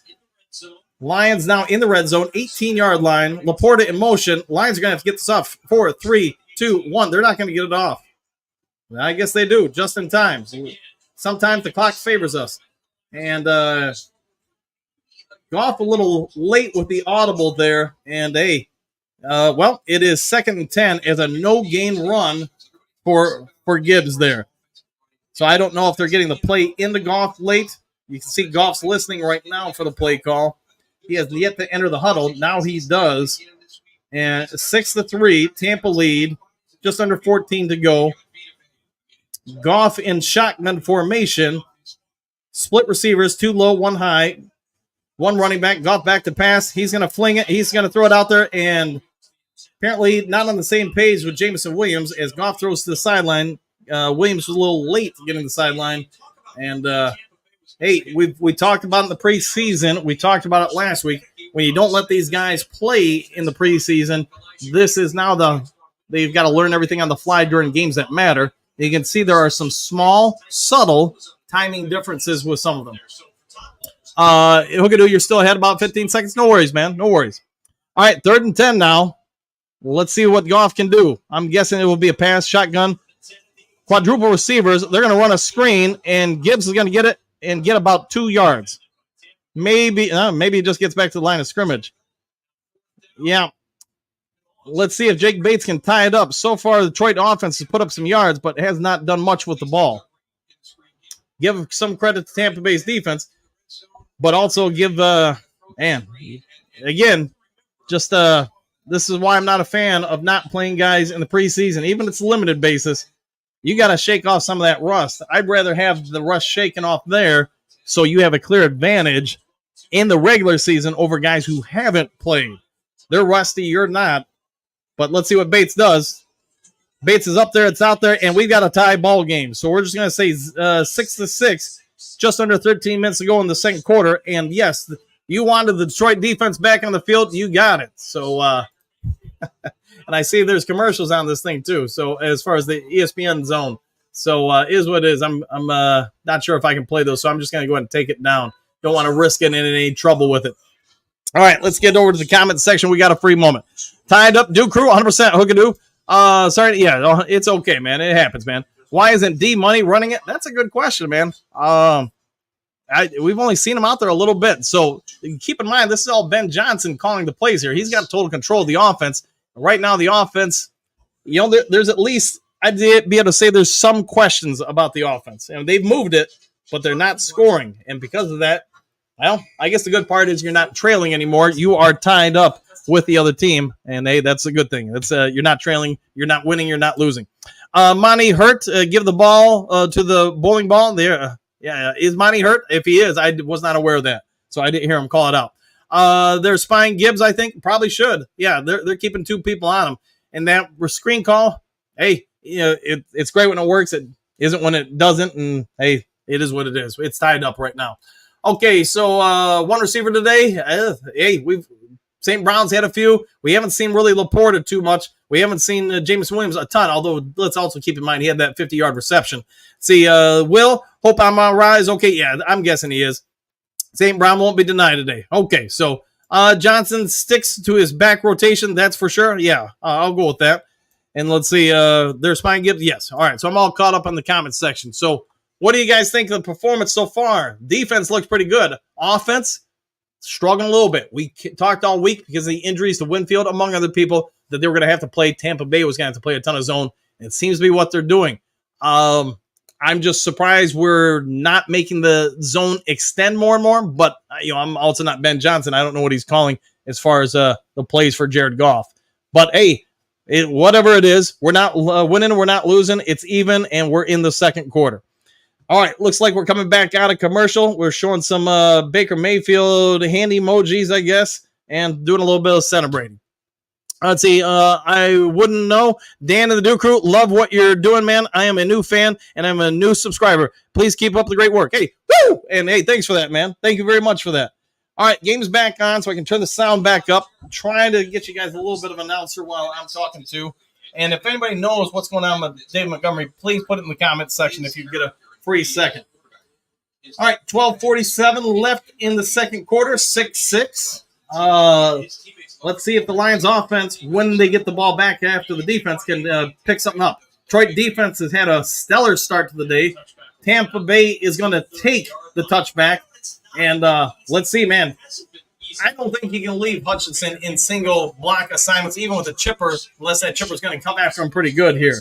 He's already proven the right tackle for Tampa Bay is not having a lot of success against them. Let's see what Tampa Bay does, but I'll be watching the line just to see that matchup. you guys see anything, by all means, go ahead and put that out there. All right, Tampa Bay, what you going to do when the Lions come down for you? It is 1st and 10 at the 30. And let's see, Lions, 4 down linemen, 3 backers, zone coverage, 2 high receivers, 1 in motion now for Tampa Bay. It is going to be a run play and a run for maybe a loss of half a yard. Maybe. If he got back to the line of scrimmage, it wasn't by much. So, all right, let's see what the Lions do now on 2nd and 10. Bucs ball, 2nd down. Mayfield going into the huddle now. He's going to call it the play in Tampa Bay. That first drive, very impressive until Aiden Hutchinson busted it up at the goal line on 3rd down. Now it is 2nd and 10. The fans are into it. Mayfield shotgun 2 high, 1 low receiver, 1 running back. Mayfield scans around, makes a slight adjustment. He gets it. It is going to be another run play up the middle. And again, if he gets back to the line of scrimmage, it wasn't by much. This time, Rodrigo wraps him up. And the Lions are rotating their backers fairly frequently. And Rodrigo's going to come off the field, it looks like, on 3rd down now. It is going to be 3rd and long. Let's see what Aaron Glenn and this defense dial up. Onwuzurike runs a stunt on the previous play. And, yeah, he busts up the lanes. Rodrigo wraps him up nicely. Can't see the formation as we're showing replays. 3rd and 10. All right, Mayfield, shotgun formation. 4 high wide receivers. 1 comes back into the backfield as a running back, and it is White. 1 low receiver, it looks like Evans. And the Lions are setting the heat after him. Mayfield escapes the heat. He's going to throw it. He's going to sling it. It's going to be a 1st down. Goodwin with the catch on the sideline. Mayfield faced the rush, but did get out of the pressure. As Anzalone, among others, were on the blitz. Derek Barnes in coverage stares down Mayfield, but when he goes up to stop Mayfield's scramble, Davis III got beat by Goodwin. All right, 1st and 10, Tampa Bay. 11 minutes to go and counting. 15 on the play clock. Under center is Mayfield. 2 receivers, 1 high, 1 low, 1 running back. You got blockers in tight. Rodrigo back in on the play along with Anzalone. And it is a running play, and this running play, like the other running plays, is going nowhere. Maybe he gets a yard and a half. It's going to come down to where they mark him, but Tampa Bay's trying to run the ball, and Tampa Bay is going nowhere on the run. Good credit to that defensive front of Detroit. Laura Ottoman talking about Terrion Arnold. It looks like they had to tape up his left hand pretty heavy there. I mean, real heavy there. That's a lot of tape there. Looks like almost like a club. So he did something with his left hand there and his fingers. All right, 2nd and 9. Terrion Arnold's still on the field, so they're clearly happy with him out there, even with the taped fingers. Mayfield shotgun, 2 low receivers, 1 high, 1 running back. Sends a man in motion. Man in motion splits in. He's got single coverage for him. Mayfield under pressure, again, scrambling, gets away from the pressure, and again completes a pass. Lions had him wrapped up and didn't bring him down. No holding calls yet either. So they're letting him play. They're getting to Mayfield. They're just not getting Mayfield down. And Onwuzurike and Ali McNeil inside. Hutchinson finally flushes him out, but by that time, Godwin has cleared out and created space on his own on a scramble drill. Detroit they're talking about it with the announcers. Detroit's great at getting hits, getting pressures, just not getting sacks. Just over 9 minutes to go. Bucs going to have to hurry up, and they're going to have to take a timeout with only 3 seconds left on the play clock. Tampa Bay a little delayed, and you know what? This timeout might help Detroit just as much as it will help Tampa Bay. As 2 3rd and longs. Detroit's D gave up the 1st downs. So I got to turn this down real quick. If I get it, go down. There we go. All right. So I cannot play the sounds. I know that part about the commercials. So let me refresh my throat a little bit with a little Mountain Dew. Detroit's defense. I mean, I'm happy with them. They're getting pressure, but man, it feels like a lot like last year, where 3rd and long, you got to pray a little bit, and man, you get to the quarterback like that, you've got to get him down. That's twice on this drive they let him get away. All right, coming back out of the commercial. I need more room in here. All right, receiving yards. Chris Godwin, 66 yards. Rest of the team, 0. So Chris Godwin is the Detroit killer currently. 9:15 in the second stanza. 1st and 10 for Tampa Bay. 6-6 is your score. Mayfield gets the okay from the official. Shotgun, 2 high, 1 low receiver, 1 running back. He's making a line adjustment. Guy in motion. Zone coverage from Detroit. And he's going to throw it deep down the sideline, and he is gone for a touchdown. Clearly a miscommunication by the Detroit Lions defense as nobody guarded the sideline. No over-the-top help. And 31-yard touchdown score from Baker Mayfield on blown coverage from the Lions. Yep. One of the safeties overbit on the potential screen. And, yeah, you can see Terrion Arnold came over way too far with Mike Evans. Him and Kirby Joseph overplayed Mike Evans, and then nobody defended the sideline in the zone, and the zone got roasted. It's unfortunate, but, again, you don't play people in the preseason. A lot of these miscommunication drills happen and issues happen in the regular season.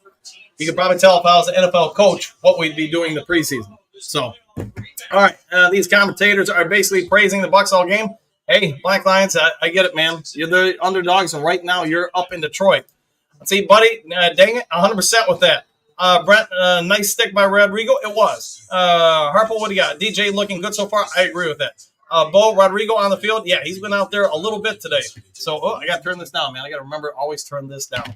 Harpo, they're trying to run it. Yeah, they have not had success, but they are passing it. And again, we got a bunch of new guys in there. We got a bunch of guys that got to learn to communicate and not have breakdowns. I'm going to give that touchdown strike against Terrion Arnold because you're playing zone coverage. You can't have 2 guys go to the center of the field and leave the sideline vacant, which he did. And I think he realized it once he did. See, fire these commentators. I would do that if I could. Rocky, wouldn't you cover the guy making all the catches? You would think so. I think you would get more attention there. Let's see. Yeah, I'm basically praising you all the game. Like Lions, Goff has to play better. Yeah, and I know Karen was mentioning it earlier. He's had some good plays. He's had some bad plays. And I'm not going to say, what the cause of it is. But, yes, I'm with you. He's got to raise his game. Let's see. Hatman, my boy Campbell is doing terrible. Gave up 2 big plays, one TD. Yeah, I've noticed they've taken him out of a few different 3rd and longs here. So, it is what it is. Goff has played better. Concurred day. It seems like the Lions have come out flat during home games the last couple of seasons. They got to find a way to fix that. Adam, oh no, the Buccaneers are ahead. Yes, they are currently. Yes, they are. So we're in commercial. Give me a second, guys. I'll be right back.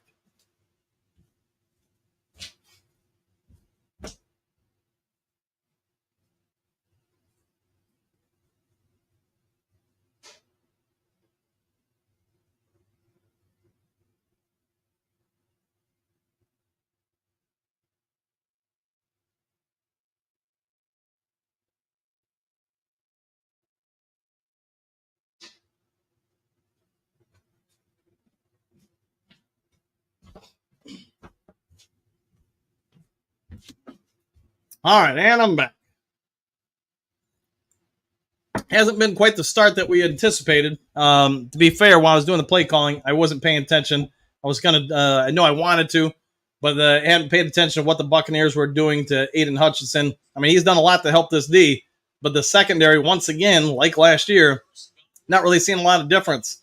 They're getting fried on 3rd and long, especially if the defensive line doesn't get there, and then miscommunications in the secondary.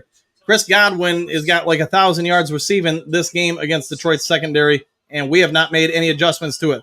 Miscommunication on the special teams as 2 guys went to the same spot. Tom Kennedy brings it out, and he's brought down around the 22-yard line. So watching the replay here, yeah, they got the guy White in motion, I believe is the running back's name. He comes on over. That brings one of the safeties up to help counter it. Terrion Arnold plays man coverage, it appears, versus zone coverage. And when he goes with them, nobody's left to pick up Godwin, and he's gone.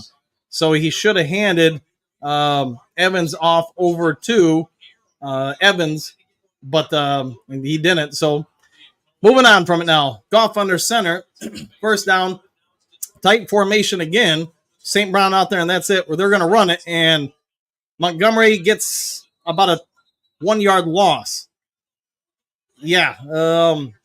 I get why Detroit's throwing because they're trying to open up the run game a little bit more against Tampa Bay Buccaneers. But, man, to me, when you go tight personnel, and if you think they're that good at run defense to begin with, you're playing to their hands. To me, I'm trying to force their personnel to get off the field. But they it's easy to coach from the stands, so let me tell you. It's really easy to coach from the stands. Or be a commentator on YouTube. It's harder when you got to do it live. But, all right, 2nd and 12. Now you're favoring the Bucs. Shotgun formation. Goff back there. Puts Williams in motion. And Goff all sorts of time to throw. And St. Brown drops it. St. Brown was draped all over. Dean with the play. And now it is 3rd and long again. All right, so not a great start for this drive, and I think Cowboys just got a long touchdown, it would appear, and CeeDee Lamb broke a tackle, and he is racing the end zone, and it's a ball game once again.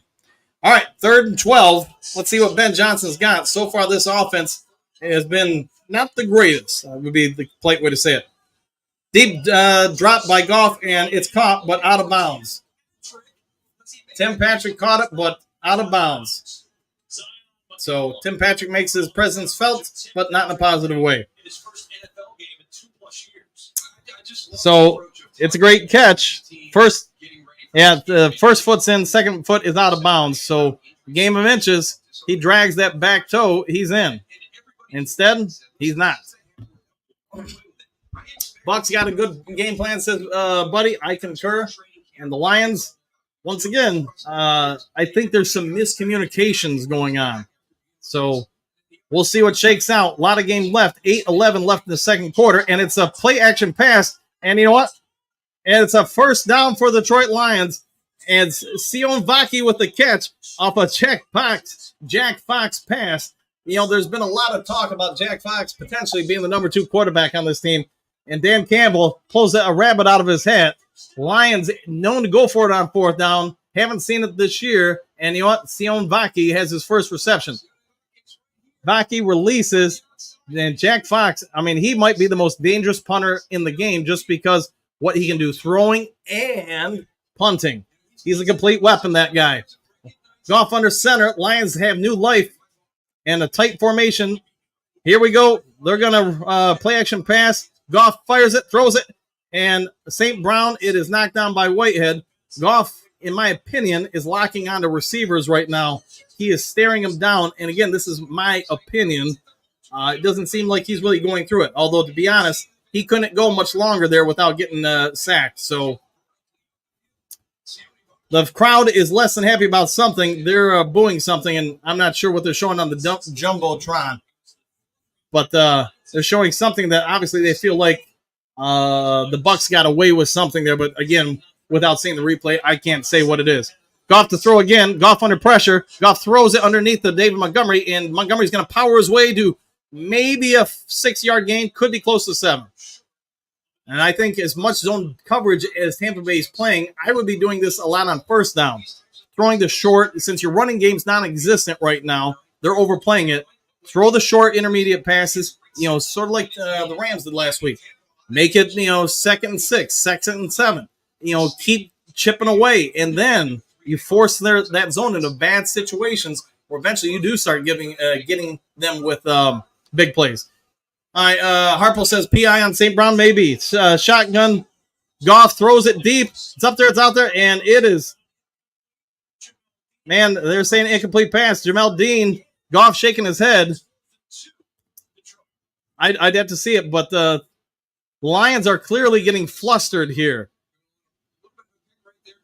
Jamel Dean. Yeah, I would say if that's a pass interference on the Lions early in the game, at some point you got to start calling these against them. Lions, what are you going to do here? 4th and 2. Looks like they're going to go for it. On their own side of the 40, shotgun. Campbell perhaps showing some emotions here.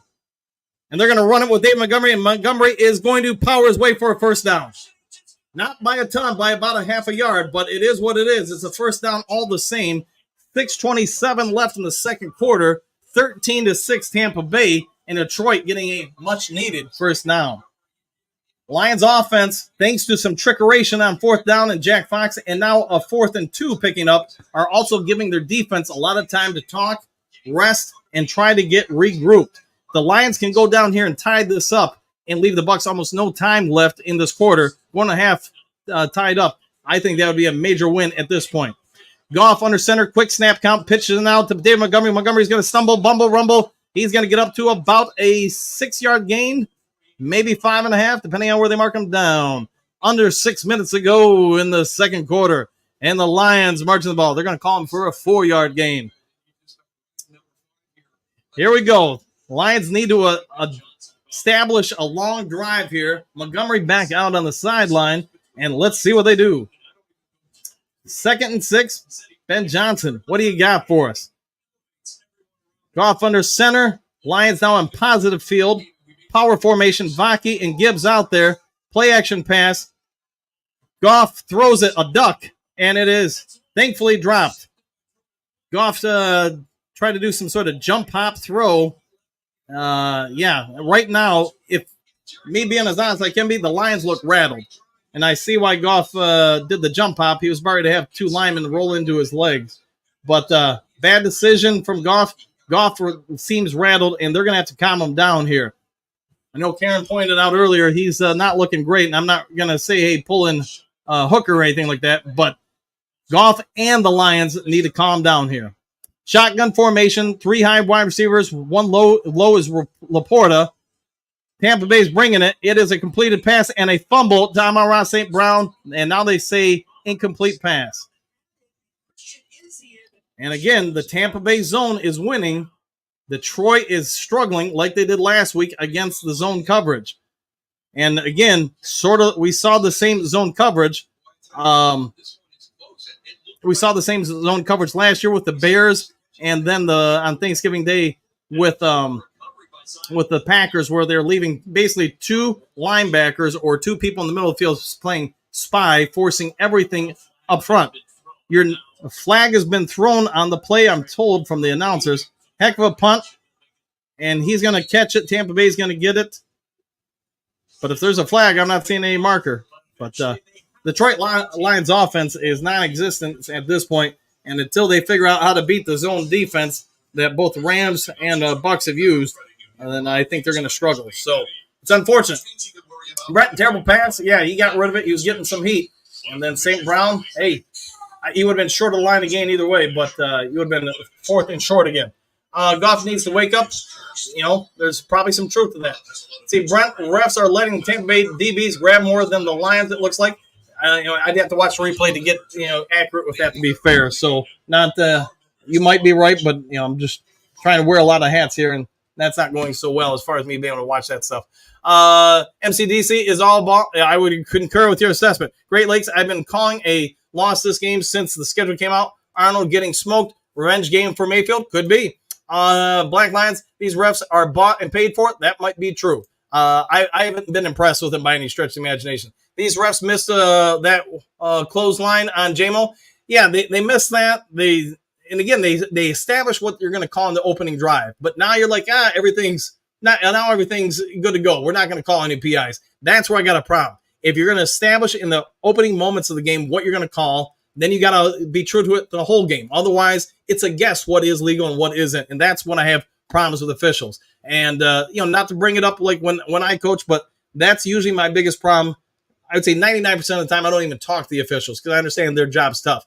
What I do get after them is you're calling something 99% of the game as legal or illegal, and then all of a sudden you switch. That's where I got a problem with it.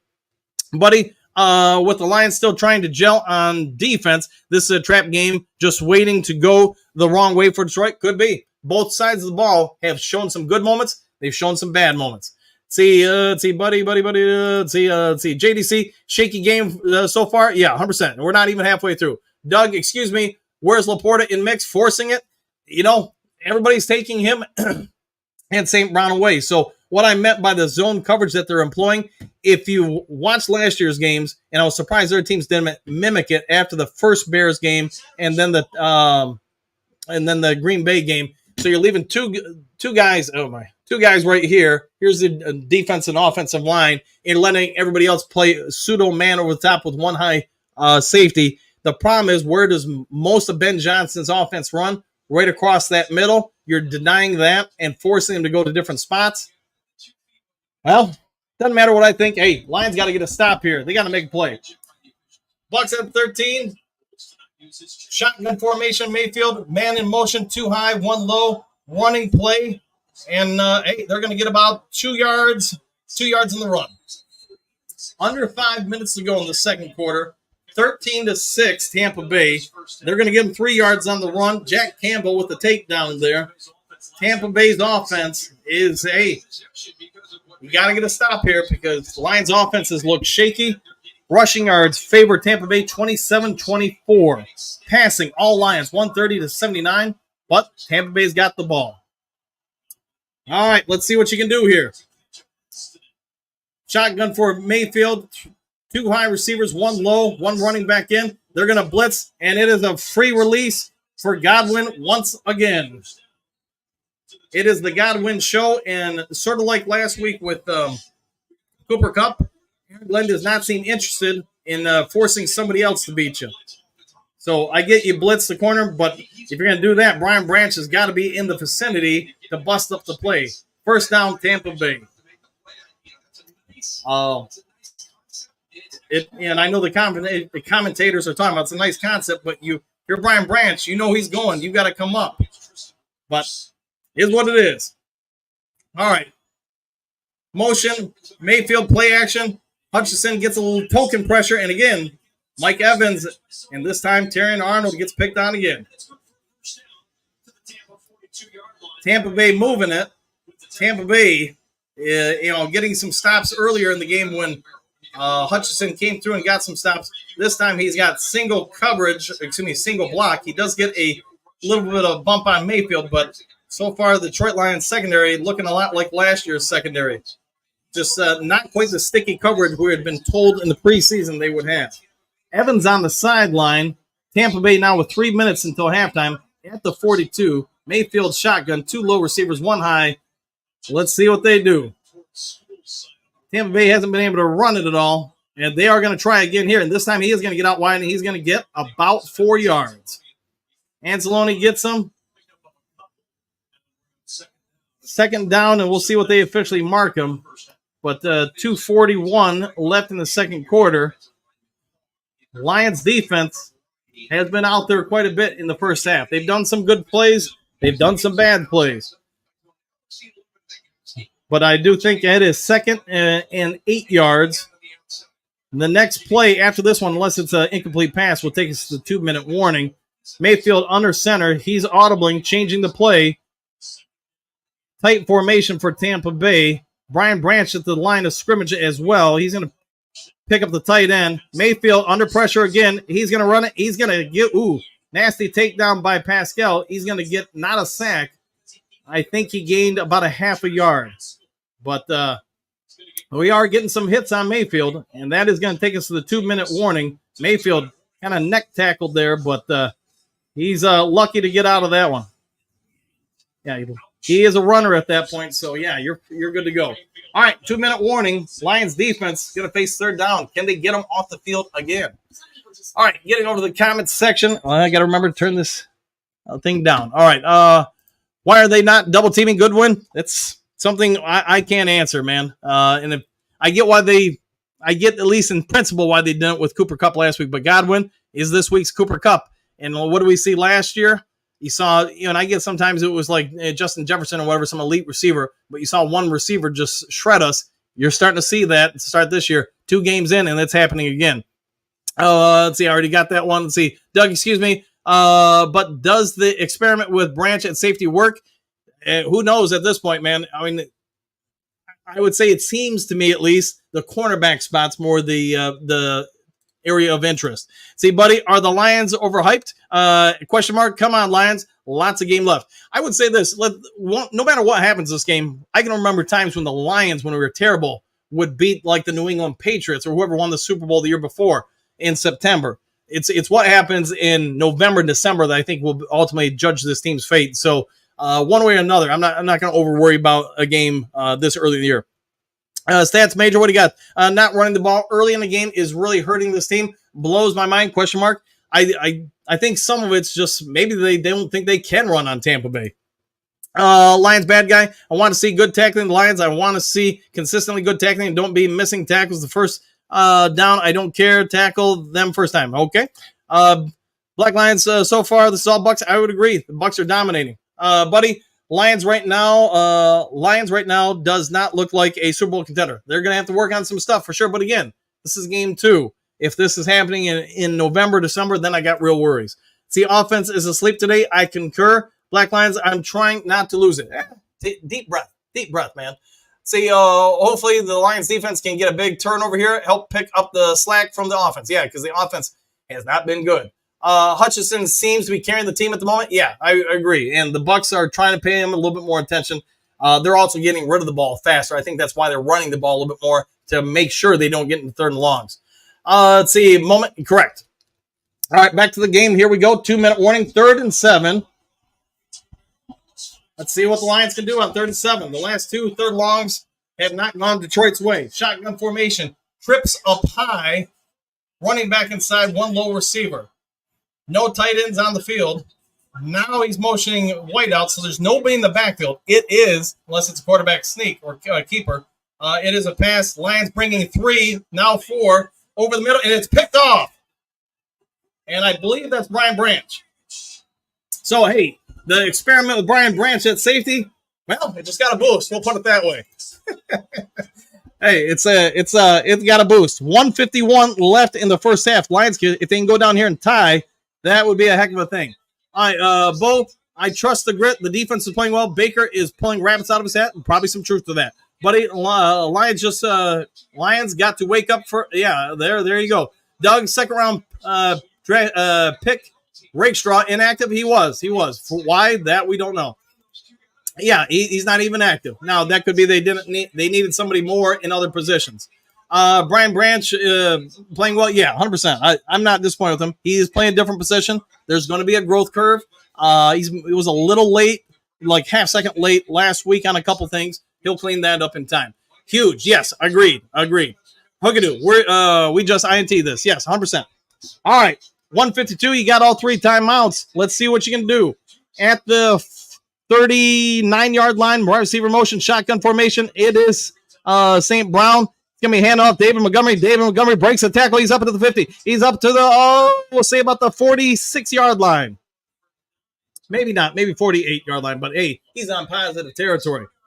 All right, so good way to start it, and I think the Lions are going to have to do more things to force them out of 3rd and longs and get in closer to 3rd and shorts. So Mayfield just misses the blue guy and a little bit high on that throw. Let's be honest. But, hey, you make a play when the plays come to you. 1:22 on the clock. 2nd and short. We'll say 2 yards. Lions positive territory. Shotgun formation. Goff back to pass throws. St. Brown has it. He's going to curl inside. He's going to power his way for another first down for the Detroit Lions. About an 8-yard gain. Lions starting to move. I hear some whistles. What's going on? Somebody talking about somebody's mama or a timeout. Detroit calls their first timeout. 2 timeouts remaining. Detroit on the march here. Can they go down and tie this up before halftime? Stay tuned. Details as it emerges. All right, hold on. I got to turn this down and talk over Fox and all that stuff because I can't play that stuff on the air. So apologies. They caught me on that one. Well, I'll find out from YouTube if I'm in any kind of violations later on. All right, get back to the comment section. We got a second. Day here. I'm glad the Lions defense listened to me and got a turnover. Hey, you need to do more of that. That's good coaching there. You tell them what to do, and they do it. All right. Come on, offense. 1:10 to go. And the Lions do get the ball to start the second half. So another good factor for Detroit. 39-yard line for Detroit. Shotgun, 3 high receivers. Jameson Williams in motion, pre-release. Goff staring down, and it is batted down at the line of scrimmage. And Goff took a shot there. The Buccaneers are getting to Goff. Goff has not had a clean pocket most of the game. Gains that time with it. He, Glasgow with a whiff there on the block. And Gaines gets the hit on him. You know, Lions is what it is. It's going to be 2nd and long now. 2nd and 10. Shotgun formation. Brown in motion. I'm glad to see them using Brown more in motion this game. Trips high. Goff back to pass. Throws it underneath to, not 100% sure. I think that's Tim Patrick. It is Tim Patrick. So the Tim man has cometh. And there we go. First down, 52 seconds. Lions not in a huge hurry, it appears. 48 seconds, and now there's a whistle. We'll see what it is. Not sure what the whistle was. Second timeout Detroit. Well, hopefully they put the time back on the clock. So we let about 4 seconds burn off there. Patrick off the field now. But, hey, good to see him. They're going to move it back up to 49 seconds. So they put 2 of the seconds back. All right, trying to figure out a lot of things with the Detroit Lions offense. They need a lot more to happen here. Lions with 1 timeout remaining. I thought that was an interesting one there, but not a bad one. Interesting one. Run the ball, says Brent. Well, we got 49 seconds with 1 timeout. You got to go 27 yards. They could do it. All right. Tim Patrick trying to fight his way back here. Shotgun formation. Laporta in motion this time. Zone coverage for Tampa Bay. Nobody over the slot. They're going to run the ball, and it is going to be Gibbs this time for about a 6-yard gain. Does he get out of bounds with the throwdown? No, it not. Clock is ticking. 40 seconds. 39, 38, 37. Lions going to have to hurry here. And now Tampa Bay is going to have to call a timeout because of an injury to number 0. I'm not sure who 0 is for them. It looks like Levante David, if I can read the back of the jersey correctly. Goff was getting pounced around like a pinball. Yeah, he's getting knocked around today. The offensive line for Detroit has not done a great job these first 2 games. Let's go Lions. I concur. Let's see. Doug Patrick bullied for the first. Agreed with that. Agreed. He's a big dude, by the way. All right, I got to turn the sounds down as it looks like they're going to commercial, and then we'll be right back. Lions be able to finish out this half here. Are they going to commercial or not? Still see the screen. So timeouts remaining. Tampa 1. All right, they're not going to commercial. All right, they're keeping me guessing. How about that? We need more tempos. Yeah, dink and dunk. I'll take it, man, because it's better than what we were doing earlier. So if we somehow tie this up before halftime, and it's basically 0-0 at the half, I'll take that the way we've played, and the fact that we're still progressing. All right, Darby. All right, Diaby, whoever it was, not in there anymore. How about that? 2nd and 5 for the Lions, 34 seconds for left in the half. Would love to see the Lions tie it up. Nothing else. You want to get at least 3 here. Lions do get the ball to start the second half. See, Lions from about the 24-yard line. St. Brown in motion, shotgun formation, 1 running back. It appears to be Gibbs. And Goff, scrambling man, gets about 3 yards down to the 20-yard line. Clock's ticking. And Campbell's going to spend the last Lions timeout. We want to see more running out of Goff. You got it. I don't know how I feel about it, but it is what it is. All right, so I got to turn it down for the Progressive commercial. So no timeouts here. 28 seconds to go. You're at the 20-yard line. You got time for about 2, maybe 3 plays unless you get out of bounds. So going to have to be mindful of that because you do not have a ton of time. And Case Keenum is getting some work out here in commercials here. All right, Lions just trying for a field goal. Let's hope not, buddy. Let's hope not. Let's see. Need more tempo. Yeah. So let's hope not. Let's hope the Lions can get a touchdown here. But with the zone coverage, the closer you get to the end zone, especially since you don't have to blitz, that does favor Tampa Bay in this scenario, I believe. All right. Getting back to it here. 3rd and 2. All right. Shotgun formation. Laporta in motion. Lions play action. Goff rolls out. He's going to get the first down and then out of bounds. Scrambling legs Goff. Everybody wanted to run more. Well, you're getting it this year. Let's see what happens. But, hey, nobody is worried about Jared Goff running. I think the Lions, brilliant call here. They knew it, and he was able to get out of bounds. So, good for Goff, padding those rushing stats. And, yeah, St. Brown blocking nicely on the run play. 22 seconds. You got time for 2 plays here, unless, again, you get out of bounds. Shotgun formation at the 18-yard line. Receiver in motion, Jameson Williams. Goff back to pass. He's going to throw it into the end zone, and it is double coverage and out of bounds. 18 seconds left, 2nd and 10. You can take some shots in the end zone here. But again, since zone coverage, just a bit outside. But I think if he throws it a little bit more accurately there, Tampa Bay maybe has an opportunity to make a play there. All right. 18 seconds, 2nd and 10. See what the Lions can do here. Shotgun for Goff. There's the snap. Drops back to pass. He's scanning the field underneath the St. Brown. Going to have to get down. Going to have to clock it. The problem is if you clock it, that's 3rd down, 4th down. You're going to have to go. They're going to have to kick a field goal. You're going to have to clock it.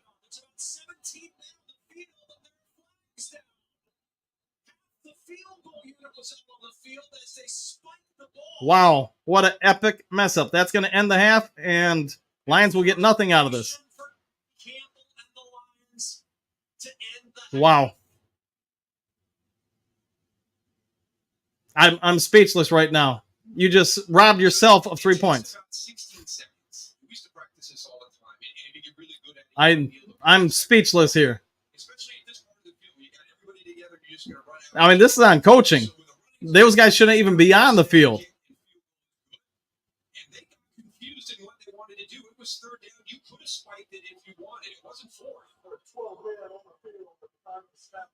Unbelievable.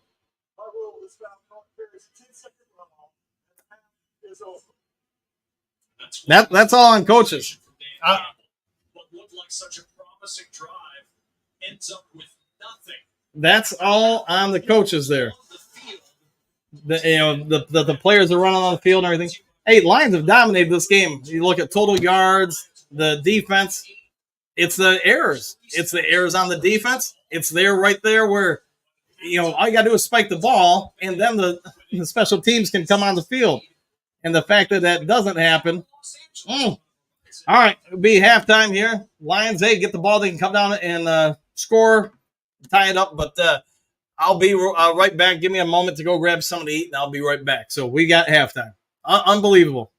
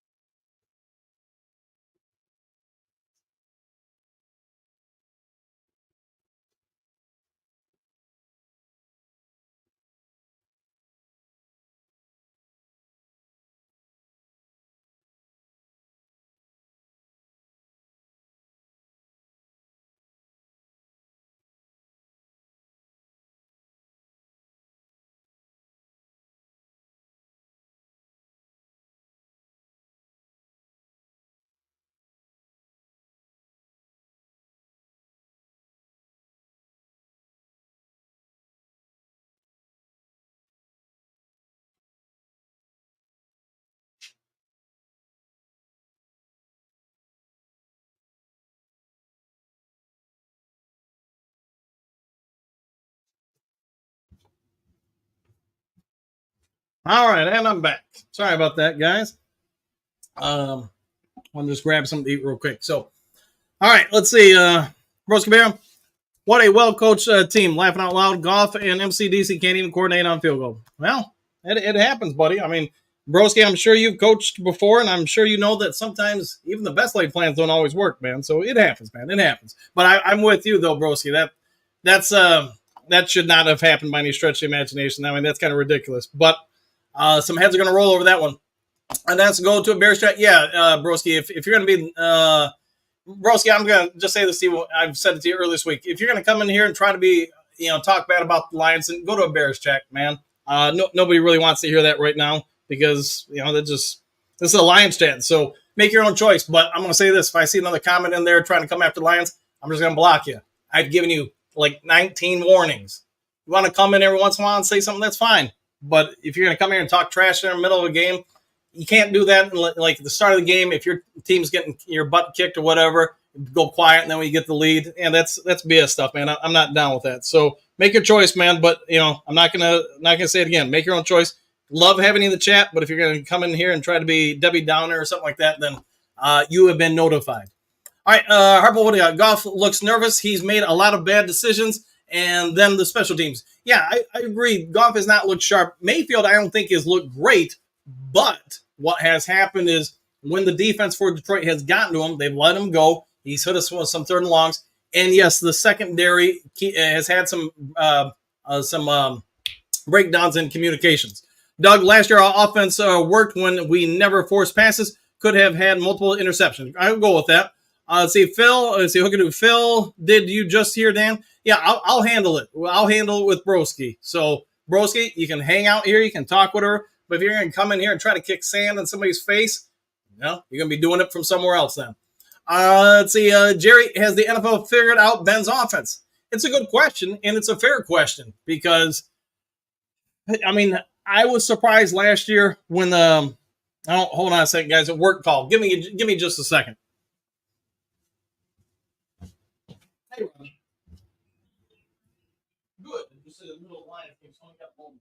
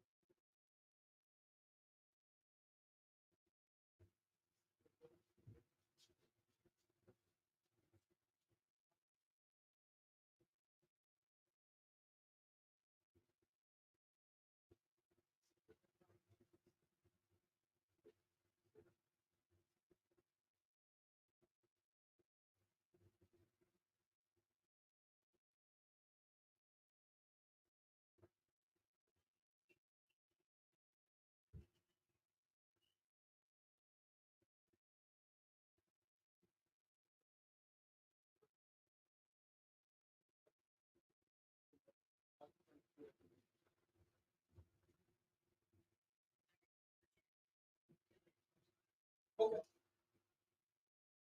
I'll look at it too after the game. All right. We'll see you now. Okay. Sorry about that. Sometimes work happens. All right. Let's see what we can do to fix all this. So if we can go down here and score, hey, tie ball game, let's see what shakes out. So sorry about that, guys. Sometimes I do have to work. All right, let's get back to you guys in the comment section. Let's get physical, 100%. Let's get physical. Goff does well when he's comfortable. He's not. And that's one thing I was saying earlier, Doug. To me, it seemed like the Lions, not just Goff, but MCDC, the entire team, just seemed frazzled. Nervous energy, whatever you want to call it. It is what it is. But, they're going to have to handle that. Otherwise, you're going to be a victim to it. If you can't handle your emotions, then teams will take advantage of that. And that's what the Lions are going to have to do. And we've all talked about it. Yes, they definitely have expectations. Yes, they've got to go do some stuff. But, and you want to be a good team. You want to be the man. You got to handle all the responsibilities that involves. So, all right, Phil, if the Lions come out slow, it's over? Maybe. Fix what? Lions are out of it. They've got to be more assertive. I understand what Tampa Bay is doing. It's the same as what the Rams did as far as the coverage is, at least from what I can see on the screen. And I don't have, the coach's film or anything. They're going to have to make some adjustments, and some of that is on Ben Johnson. We've talked about it for the last year or whatever. It's been a few years that I've done Lions Talk Live. You do have some younger, less experienced coaches as the OC and DC.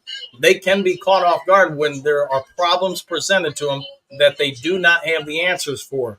So, and then right before half, where clearly the special teams coordinator or somebody, to be fair to Flip, I don't know it was him, but somebody told the field goal unit to go on the field. That's a coaching problem. If you're telling me the players did it on their own, then that's still a coaching problem, because that should not be happening, and that I'm going to guess that will never happen again the rest of this year. But Lions got a great opportunity here. They've got the ball. They go down and score. Hey, it's 0-0 the third quarter. Let's go with it. Phil, agreed 100%. Black Lions, what's frustrating is how many guys are injured on the Bucs. And, but not their – well, they do have Clancy out, but MCDC is going to have to figure some stuff out, because I would say a lot of this is on the coaching. Last game and this game. Not all of it, but a lot of it. You got to put players in position to succeed. All right, here's the kick. And it's up there. It's out there. Let's see what they do with it there. Kenny's going to catch it from about the 1 yard line, and he's up to the 20. He's making a move up to the 25, and he's going to get out to about, I think he lands right on the 30-yard line. So no gain, basically, versus just taking it, where he would have got it. All right, they got the offense numbers on the screen, and they got it reversed for Goff. He has 1 interception, no touchdowns. He's 50% passing, 136 yards. Gibbs, 5 rushes for 20-some yards, and we got a first down and 10. Lions at the 30. Montgomery in the backfield. Let's see what the Lions can do and see if they can not fall asleep here. Jared Goff play-action pass. He's looking. He's going to throw it deep, and he's got it to St. Brown. St. Brown definitely having a better game than last week. They beat the zone coverage that time, and they connect Goff to St. Brown for a wee bit of a gain. Penalty flag. Let's see what it's on. Goff says it's against Tampa Bay. And personal foul, roughing the passer. The second one on Tampa so far today. So that's going to be going to make this about a 30-yard gain, maybe a little bit more for the Lions. Lions need to go down and score. Let's see. And again, I want you guys, hopefully you're paying attention. Graham Glasgow is getting beat. He is getting overpowered. And that's about the third time this game that I've seen him get beat and somebody get to Goff. So this could be a developing situation here with Graham Glasgow. I'm not seeing it on other spots on the line, but I am seeing it repeatedly there. Shotgun formation, Khalif Raymond in motion. Flip play, trick play to Jameson Williams, who's going to stumble down to about the 18-yard line, about to pick up a 14. Don't hold me to that because, again, I don't have a spotter. There definitely going to be a lot of fans that jump in and jump off the ship. That happens, man. But Lions aren't out of it yet by any stretch of the imagination. One score here ties you back up in your 0-0 with half a game to go. And great play design there. Multiple play fakes there. Jameson Williams shows his speed. Now, can the Lions go down and tie the game up? Empty backfield, I don't like those myself. Quick screen to Khalif Raymond, who gets about a yard. maybe a yard at that too. I'm going to say it's more like 2nd and 9.5. Troy, boy, I'm not going to pronounce that name very well. Number 9 for Tampa Bay with the takedown. So we'll see what they do here on 2nd and 9. I'd say if you want to set Goff and the offense up here, you got to get about 4 yards here to make it a manageable. Because, again, the Bucs pressure is getting past the Lions line. All right, here we go. Goff making a line adjustment. Shotgun formation, 2 high, 1 low. Low is Williams in motion. And it is a run play to Dave Montgomery. He's going to get these. Boy, somebody just go forward sometimes, man. So they're going to get about 3rd and 5, 3rd and 6. Dave Montgomery, I think, could have got a little bit more, but I think too many of the Lions players are now trying to do too much, and in my opinion. So 3rd and 6, manageable. Lions seem like they move the ball pretty effortlessly until they get into the red zone. Then it becomes a problem. All right, let's see what they do. Shotgun formation. Montgomery in the backfield. Laporta in motion. And here comes the Bucs again underneath the Montgomery, and he's going to be about 4 yards shy of the line of gain. Again, Tampa Bay playing all zone and all underneath zone, keeping everybody in front of them, dropping everybody, taking away the bigger routes. Lions 4th and 3. Now, why am I bringing up 4th and 3? Dave Montgomery, instead of shaking and baking, if he goes forward and gets those extra 2 yards, it's 4th and 1, maybe half a yard. A little bit more palatable if you go for it on 4th down. Lions aren't doing that, though, and is what it is. I would say the Lions have been their own worst enemy this game. Could have had a field goal before halftime, but that's okay. We're going to get one now. Make it here. It's a 4-point game. It's up there. It's up there. It's in there. And, hey, we got a 4-point game. Lions need to get on stop on D. The offense is, like I said, they've moved the ball fairly well until they get into the red zone. Then it seems to break down a little bit. Buddy, field goal, yeah. If somebody has Jack Fox on their fantasy team, they're probably, Jake Bates, they're probably loving it. Black Lion, why are they not just moving straight? That's a great question. Great question. Harper, what do you got? Montgomery been missing his cuts? They have. Rocky M, I still don't like that quick side line pass. Yeah, it's just, I guess, especially against a zone defense and one that is, you can hit with reverses so well because they react so aggressively to things. By playing that zone, they're seeing all the blockers in front of them. I'm with you there, Coach. Let's see, run the ball, 100%. Let's see, Phil, nice fake to Monty. Let's see, Hookadoo. You did something, Coach. You're seeing a game the same time now? Yeah, I don't know. Nothing on my end, I can tell you that. Phil, what about time? 100%. Glasgow looks tired. Glasgow, I'll say this. I know I said it on the air so far. I think he's getting overpowered, and that's where the hits on Goff are coming from. And I get one of the knocks on Goff is you get pressure on him, he changes exponentially. I don't know a quarterback in the league that doesn't have that problem. So we'll see what shakes out. But Glasgow right now, last game and then this game, you're seeing a trend. Black Lion, this is feeling like the Steelers game. We need a TD. We're going to win with field goals. Yeah, we're not going to win with field goals. I agree with that. Great Lakes, so much for 45-0 Lions. Yeah, the offense, it's been asleep this game. Well, I take that back. It's moved the ball, just not in the end zone or red zone. See, buddy, Lions got to finish. I agree with that. So, all right, third quarter, good start. A good start, but we got to get more than field goals here. Let's see, got to finish. All right, can the defense get a stop? The defense has played well, in my opinion, outside of, obviously, the miscommunication that Terrion Arnold had on the touchdown to Chris Godwin. Defense can get a stop here. Then you know what? Hey, maybe you can go down and finally score a touchdown and take control. But give Tampa Bay's defense a lot of credit. Like the Rams, they are making Goff and this offense want to dink and dunk, throw it underneath coverage. And the pressure from the Bucs, like I said, with Graham Glasgow, among others, are limiting the Detroit Lions offense somewhat. So they know their front can get to the Goff, and they're using that to their advantage. All right, Detroit, 0-4 in the red zone so far. So I'm going to turn this back up. You want to know why this game is what it is so far? It's that stat right there. 0-4 in the red zone. All right, here we go. Kickoff from Jake Bates. It's up there, it's out there, and it's not going to be returned by Tampa Bay. So they're just going to get it to 30. All right. Aaron Glenn's defense, hey, a lot of people can say what they want about Aaron Glenn's defense, but I'm going to say this right now. The reason why we're even in this game is because Aaron Glenn's defense. Yes, the rookie corner, Terran Arnold, had a miscue, and misunderstanding, miscommunication, whatever, on the touchdown play. But other than that, this defense has played pretty dang good. The crowd is up and shaking. They're trying to cheer on the boys in blue. Mayfield, shotgun formation, trips to the bottom of the screen, one high, one running back. Mayfield going to drop back to pass. No pressure on him. Screen into the running back, and he's going to get about 6 yards, maybe 5.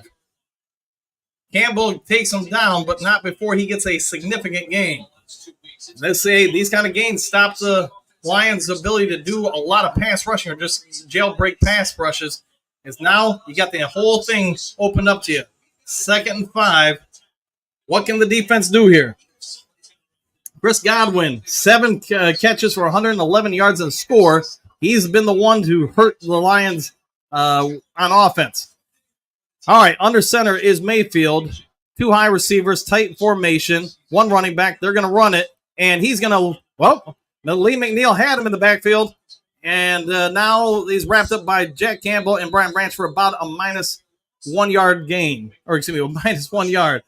Lee McNeil hit him for about a 3-yard loss. He shook free of a Lee McNeil, and that's, to be fair, about the first time I've seen a Lee McNeil today.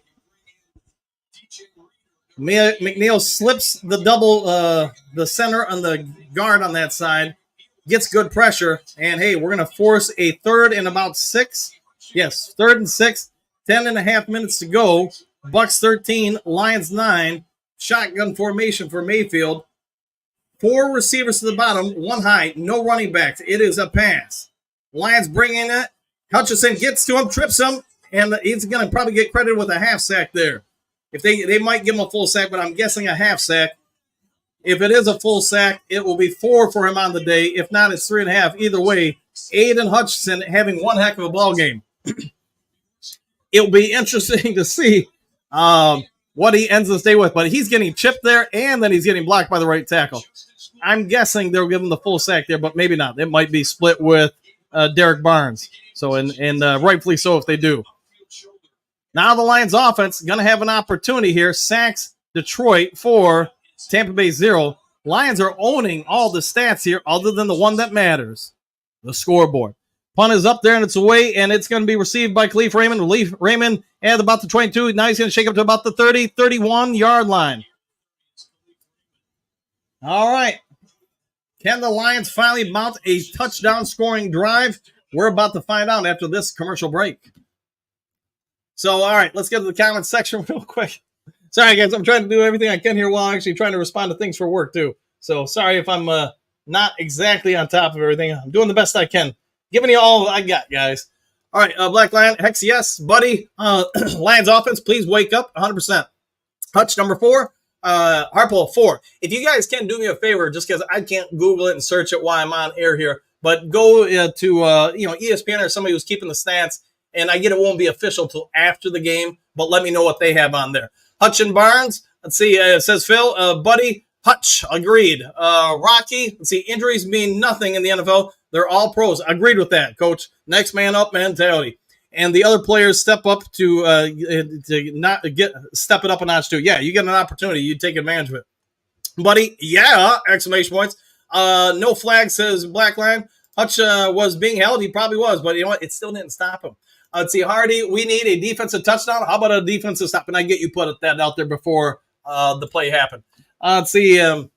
Black Lion. I can't give the Lions credit. Bucs have a ton of injuries. Hey, I'll give them all the credit, man, because nobody talks about our injuries, man.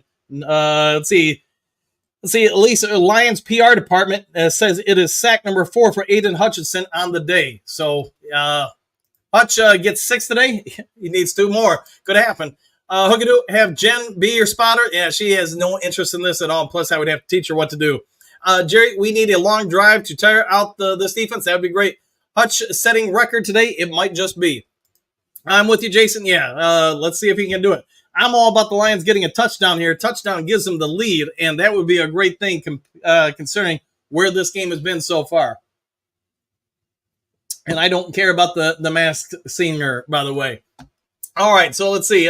We've got about 150 watching on all platforms right now. If you guys would be so kind, hit that subscribe button, hit that like button. You guys all know the drill. So we need 74 more subs to hit 8,000. Let's see what the Lions can do. We get let's see. Looks like commercials are over. So for the rest of the afternoon, all right. the offense will be playing 597. Yeah, and they're talking about it on the air. The rest of the afternoon, yeah, they chipped him. They had two people on Hutchinson there. It just wasn't enough. All right, first line with 4+ sacks in the game since '86 versus the Eagles. Keith Ferguson, if you guys remember him, and I do. And that was on my birthday, by the way, 11/16. Goff under center, tight formation. Rodrigo as back in the fullback. Goff back to pass. He's going to throw a deep shot there. Almost intercepted, almost caught by St. Brown. Again, I'm not telling you how to run offense. I'm no offensive coordinator, but the more I think you go tight personnel like this, the more you play to Tampa Bay's strengths instead of exposing their weaknesses. And yes, St. Brown played DB there to break it up there. Not the greatest effort by Jared Goff so far today. About time for a woo. Let's see if there's something woo-tastic. All right, 2nd and 10. Shotgun. Tim Patrick back in the field. He's in the slot. 4 receivers. Goff throws and into the dirt. Goff is officially rattled, in my opinion, right now. Yes. I'm not sure. All right, Vita Vega has been taken into the Bucs locker room. There are 9.5 minutes to go. 3rd and 11. That is a significant blow to the Tampa Bay Buccaneers. Lions, though, need to take advantage of this. 3rd and 10. You've got to get something going here. And right now, like I said, Jared Goff looks off to me. Khalif Raymond in there. Start running the ball, says the commentator, but not on 3rd and 10. Goff underneath. Jamison Williams breaks the tackle and gets the first down. Now I think, yes, pound the ball. Vita Vega not in. Jared Goff and Lions need to take advantage of Vita Vega. And now Kalijah Cansey not in. You need to put that ball on the ground. Oh, excuse me, let me rephrase that. You need to put that ball into your running game. And still there, I get not playing to Tampa's strengths here, but Goff, shotgun, passes underneath to St. Brown. St. Brown coming alive here today after a quiet opening day. 6-yard gain. Bring up 2nd and about 4. And I'm doing my best to give you guys good play-by-play coverage. Moonscar J-Mo is the Waymo that it's going to take 100%. I'm going to run the ball here if I'm them. St. Brown, 8 receptions, 84 yards. Goff, 17 of 31, 179 yards, plus the pick. The pick, though, again, I'm not going to blame him for that because Jamison Williams was held on that play. It is what it is. Tight formation again for the Lions. No fullback. Gibbs in the backfield, 2 receivers. They're going to hand it off to Gibbs. Gibbs breaks a tackle, and he's going to get about a 10. 15-yard gain, breaks it. Oh, almost breaks another tackle. There we go. Jamison Williams for about a 12-yard gain. 1st and 10 Detroit. 8 minutes to go in the 3rd quarter. And with Tampa Bay, another injury, the Lions need to take advantage. Graham Glasgow, though, watching that replay, once again, I don't think he's blocking very well at all, guys. And that I'm not trying to be Debbie Downer on the guy. I just don't think he's imposing his will much at all. But I don't really know if there's anybody else to bring in that would do any better. All right, let's see what the Lions do. 1st and 10, 7.5 minutes ago. You're at the 33-yard line. Goff shotgun formation, twin backs, 3 receivers, and one of those receivers is Laporte out wide. They're going to do a screen to Tim Patrick. Tim Patrick stiff arms, and I think he gets about 2 yards. Great stiff arm, though, but his toe just got out of bounds. Tim Patrick, 2nd and 8. He is a big dude, by the way. All right.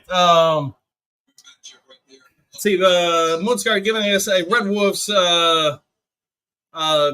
Let's see. Red Wolves paw score 56-0 at the half. 63-0 final. Good for the Red Wolves.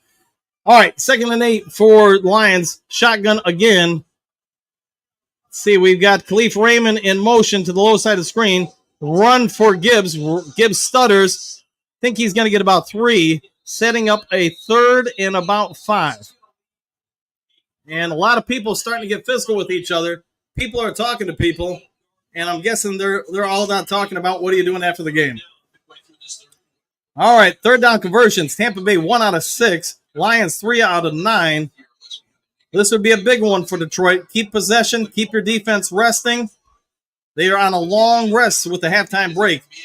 6 minutes left. And let's see, we got 3rd and 5, shotgun. Laporta in motion. 4 receivers, 1 back. Gibbs into block, now releases underneath the Laporta, and Laporta gets a first down and about a little bit more. Down to the 20-yard line. Lions controlling the clock, controlling the ball. Good for them. Tampa Bay, I stand corrected. I did forget that they did have 1 possession this half, and it did end on the Hutchinson sack.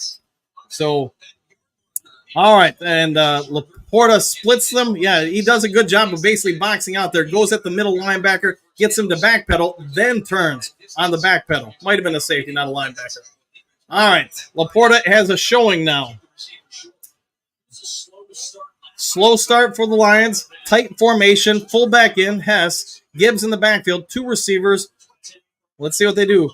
They're going to run it with Gibbs, and he's going to be tackled for about a 5-yard loss. Whitehead not fooled, and it's now going to be about 2nd and 14. So, again, I think the Lions need to get rid of the tight formation because you constantly are playing to the other team's strength, to Tampa Bay's strength. And Lions not listen to me, but, man, I'm just an idiot up in the stands, and I can figure this out. Well, we'll see what happens. 2nd and 14, I'd say you want to get at least 7 or so here. Let's see if they can get anything here, though. 2nd and 14, under 5 minutes to go in this quarter. This game is flying by.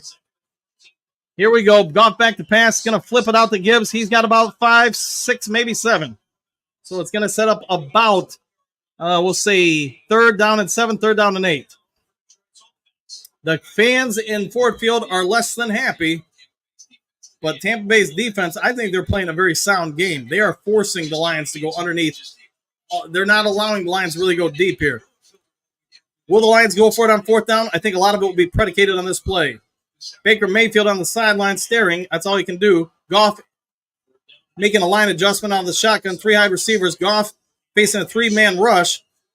Goff gets the first down to St. Brown, and as he's down around the 1, maybe the 1.5-yard line. Lions threatening to score here as Jared Goff and St. Brown are coming along. St. Brown coming up off the field, though, as he is limping a little bit. I think he took a shot of the knee. We'll see on the replay.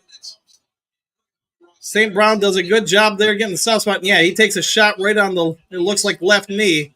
And, yeah, we'll hopefully he is okay. But, hey, maybe Matt Stafford will come out there and yell at Tampa Bay for hitting people down the legs.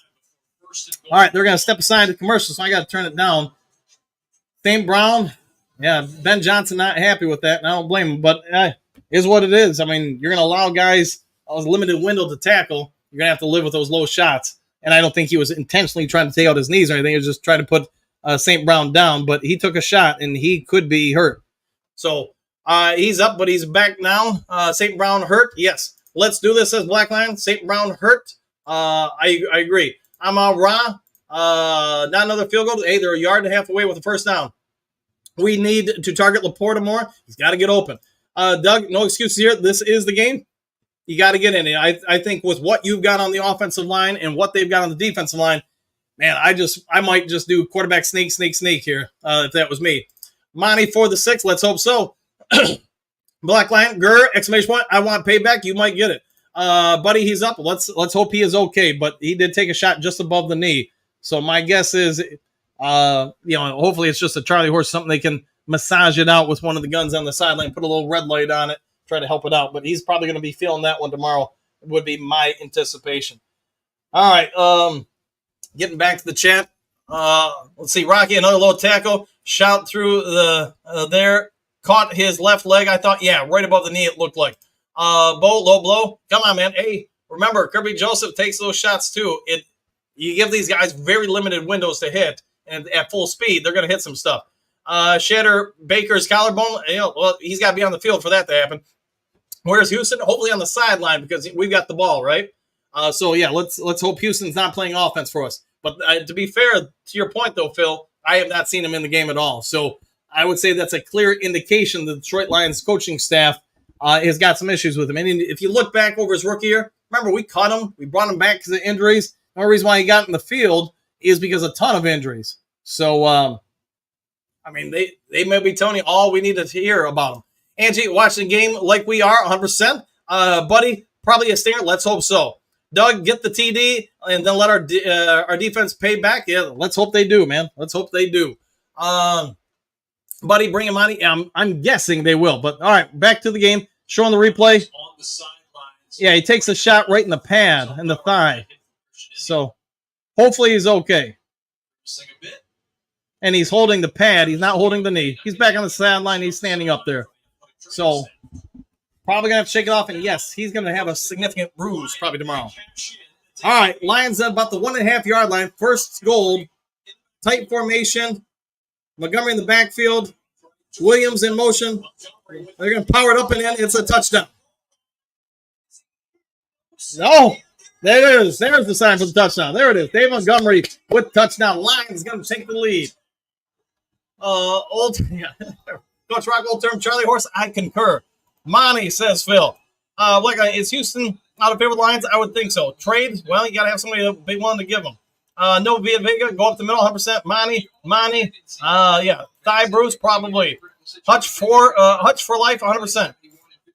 No one wears pads anymore. You know, they got a little bit there, but not much. Not like it used to be. But, hey, either way, Lions take the score, take the lead. And you know what? A field extra point here, you're up a field goal. So hopefully the Lions make the field goal. Then, hey, can the defense get in there and stop? Can he get a takeaway? Can Hutch get his 29th sack of this game? So hopefully you guys can hear it. All right, there's the snap. Kick is up. Kick is good. Lions 16, Bucs 13. Heck of a game. 3 minutes, 26 seconds left in the third quarter. And we got ourselves a ball game. Let's see, JDC Thunder. Let's see, Harpo, time to get control of the game, 100%. Let's see, Hookadoo. Hey, Kurt Steele, you see that Monty just gave a boss up. There you go. He gave it a boss up. Monty bossed up. He did, man. He's giving Kurt Steele a shout out. Let's see, Monty. There you go. Monty up the middle. Angie defense, 100%. Cheer that defense on. How bad is Amon-Ra St. Brown hurt? My guess is he's got a stinger, but we won't know until we come back on offense. All right, let me turn that off with the phone. Sorry, I got a work call coming in, but not going to take that right now. So, all right, one of two non-expansion teams to never reach the Super Bowl are the Detroit Lions. They don't give us credit for winning the NFL championship, just that we haven't been in the Super Bowl. All right. All right, let's see what we can do here. The Lions defense, other than one big play, has done, I think, pretty dang well today. And a lot of that can be a credit to, obviously, Aiden Hutchinson's stellar performance this game. But now, hey, they got to be tested once again. They've had a significant rest. They've really only been out there a couple of plays this half. So they should be fairly fresh. Let's see if they can get after Mayfield and if they can stop Chris Godwin and the receiving core for the Buccaneers. Every owner wants the next Dan Campbell. Of course they do. They can't have ours, though. Get your own. All right. What do you guys think right now? All right. St. Brown, fine. Warrior, 100%. 100%. All right. Mayfield under center. 2 receivers high, 1 low, 1 running back. Let's see what they do. Receiver in motion. And they're going to shift it over to him on the jet sweep. Lions just don't do a good job negotiating this on the and there's a flag that comes in. All right, might be a face mask on Detroit, Terrion Arnold. We'll have to see. Arnold is, hey, it is a face mask against Terrion Arnold. And, the Lions got to do a better job with these basically pseudo jet sweeps. And I don't think it's actually on Terrion Arnold. I think it was on Jack Campbell, but to be honest, who cares? It's on Detroit. All right, let's see, 16-13, 3:19 left in the third quarter. 1st and 10 Buccaneers, now in basically scoring range. With the new rules, man, yeah, all those extra yards add up. In a hurry. All right, let's see what they do here. You got to give me there we go. All right, Bucs under center at basically the 50-yard line, not quite the 49 of Detroit. 2 receivers split out, 1 running back, and it's going to be a play action pass. No pressure on Mayfield. He's got a wide open back at 2. Don't know this receiver. McMullen, the rookie wide receiver, shreds the Detroit Lions zone coverage. This time, Hutchinson could not get there, nor anyone else on the defensive line. And there was no pressure on Mayfield, clean pocket, and he did pick apart the zone defense of Detroit. Buccaneers now in field goal range. Under 2.5 minutes to go in the third quarter. 17 on the play clock. Mayfield now in shotgun at basically the 28-yard line. 2 receivers at the bottom of your screen, 1 high. It is the running back White, and he's in motion. It's going to be a jet sweep handoff. He nearly fumbles it. But again, they just do not handle this well at all. And yeah, he's got about 5, maybe 6 yards. Anytime somebody goes in motion like that, Detroit last week and this week is struggling to pick it up on it. And I'm just surprised Tampa Bay doesn't run this all game long. You'd be forcing the Lions to over pursue so much that it is what it is. They did play Levi Onwuzurike as an end on that play, I noticed.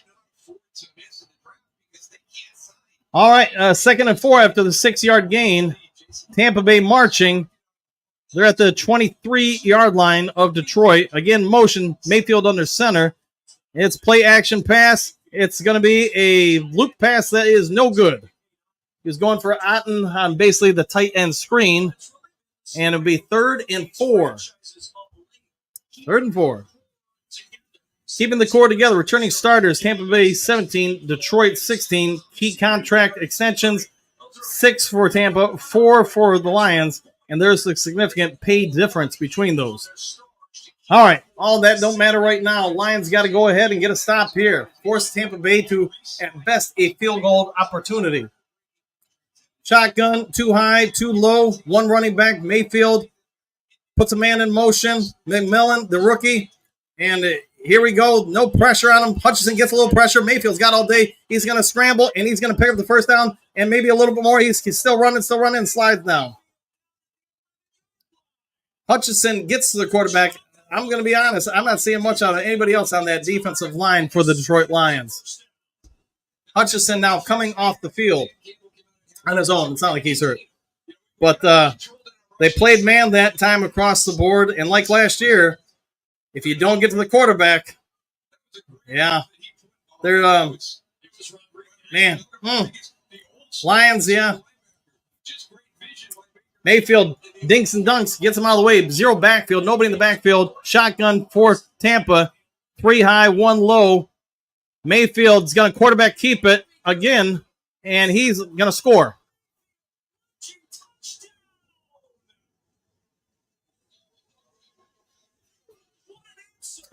Well, Mayfield's legs killing Detroit on this drive, and once again, running quarterbacks are killing the Detroit Lions. Onwuzurike is the end on the big end on the other side. They run right at Pico. Pico is single block coverage, can't beat his guy, and Mayfield walks it into the end zone, basically.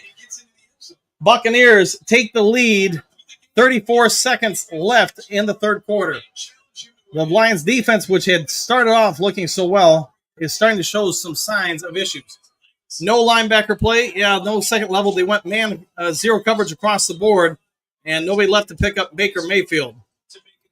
4-point game for Mayfield and the Bucs. We got a barn burner going into the fourth quarter. And, you know, Mayfield, yeah, he's proving to be a problem for the Lions. Campbell, I don't know. I've got my thoughts on it. Lions are asleep. Well, Mojo, worst defense I've ever seen. Well, keep watching the Lions. I mean, I can remember a lot worse than this in the past. Let's see. Phil, Brand just can't draft linemen. I mean, Hutchinson's done okay. AG, not impressed.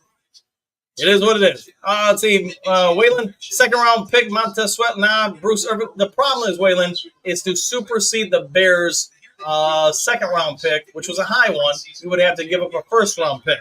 Damn, Port Reader, Pico. But I do get what you're saying, though. If you have Montez Sweat out there, yeah, how different is this defense? JDC, bald head, yeah, we'll go with all the above. AG. Let's see.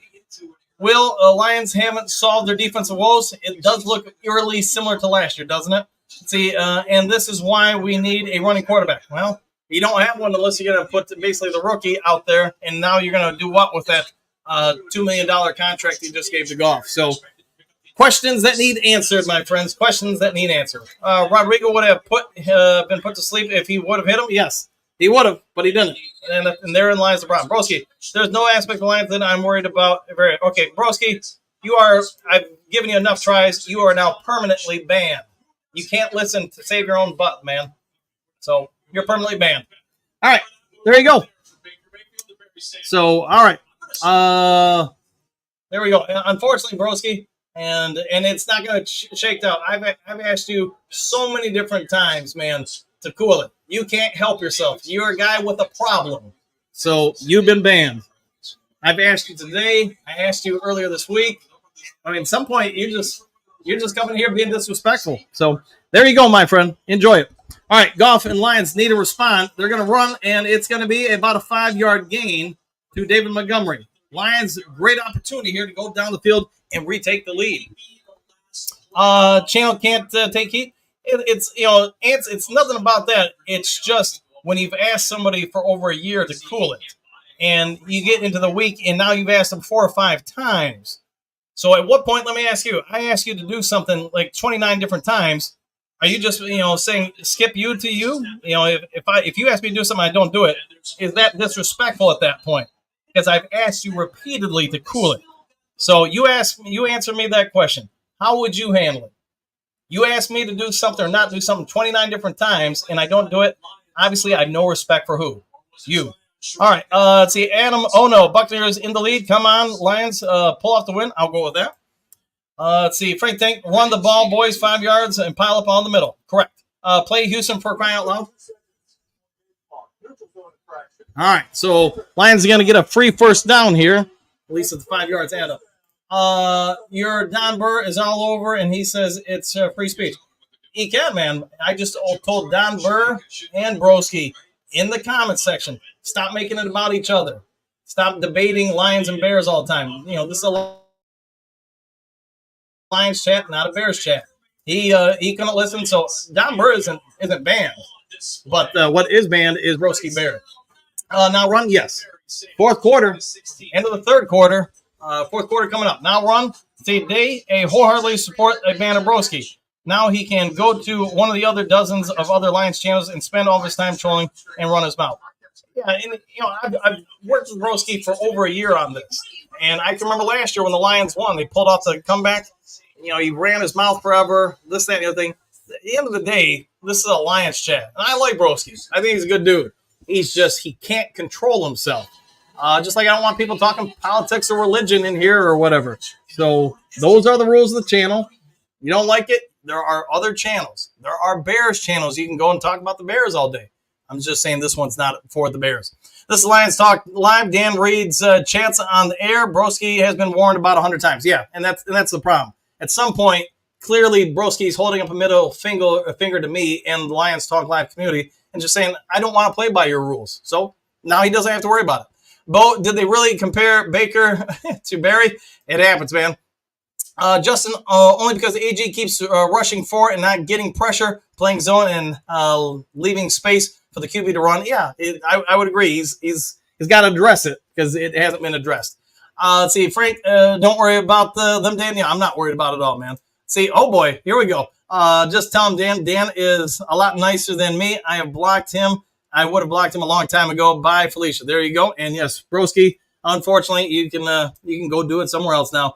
F these guys. It's your channel, Dan. Yeah, your thing. Yeah, you want to come in every once in a while and say, hey, talk about the Bears, talk about somebody else. I got no problem with it once in a while. The problem is when you keep doing the same thing over and over, and then I keep asking you over and over to cool it, watch it. That's the problem, because now you're just being disrespectful to me. All right, let's see. Hookadoo, same page as you on that, Jen, 100%. Let's see. Black Lion, everyone is tough when they hide behind their phone and computer. You're good, Dan. Yeah, I agree with that. A lot of people talk like they got an S on their chest when they aren't in somebody else's face physically. Let's see. Bo, I support this decision, Dan. Well, thank you, because that is the decision we got. Let's see. Day, I block Broski on every live stream I see him on, so I don't. Yeah, dude just spends more time on Lions channels than Bears channels. There is that part of it too. All right, let's get back to this game, though. Focus on that, not something else. Lions, hey, got a golden opportunity. You can right all the wrongs about this. 20-16, Lions down by 4 with the ball, first down. At about the 40, 41-yard line, play action pass. Goff going to throw it underneath to Montgomery. Montgomery's got a lot of field in front of him. He's going to go for a first down a little bit more, about a 15, 16-yard line, 15, 16-yard gain. Jared Goff, Lions starting to move the ball a little bit more consistently. And here we go, fourth quarter.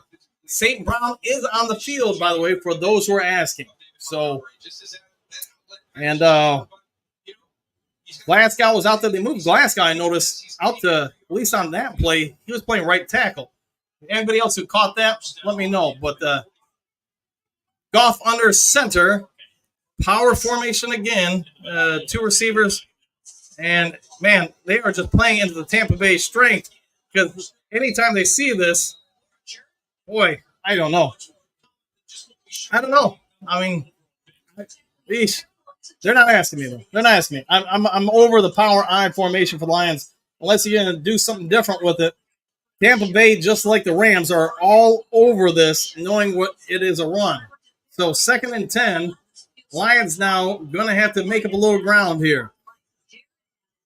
All right, Goff under center, power formation this time, 3 receivers, no tight end. Well, tight end is Laporta in the fullback position. St. Brown in motion, to the bottom of the screen, pitching it out, trying to run. Montgomery maybe dives forward for 3 yards, so it'll be 3rd and 7. And the home crowd, it sounds like, are starting to turn on the Lions, and that's unfortunate because you're only down 4. Comparisons, Goff has thrown 36 passes. Mayfield 15, Goff 226 yards, Mayfield 156, 1 touchdown. All right, getting back to it, 3rd and 7, not in field goal range, and I want more than a field goal. Shotgun formation, here we go. Goff back to pass. Tampa Bay bringing the heat, and that looked like pass interference. Khalif Raymond was dragged to the ground, I thought. They don't ask me, though, and it will be 4th and 7. I thought he was there early, but let's see the replay.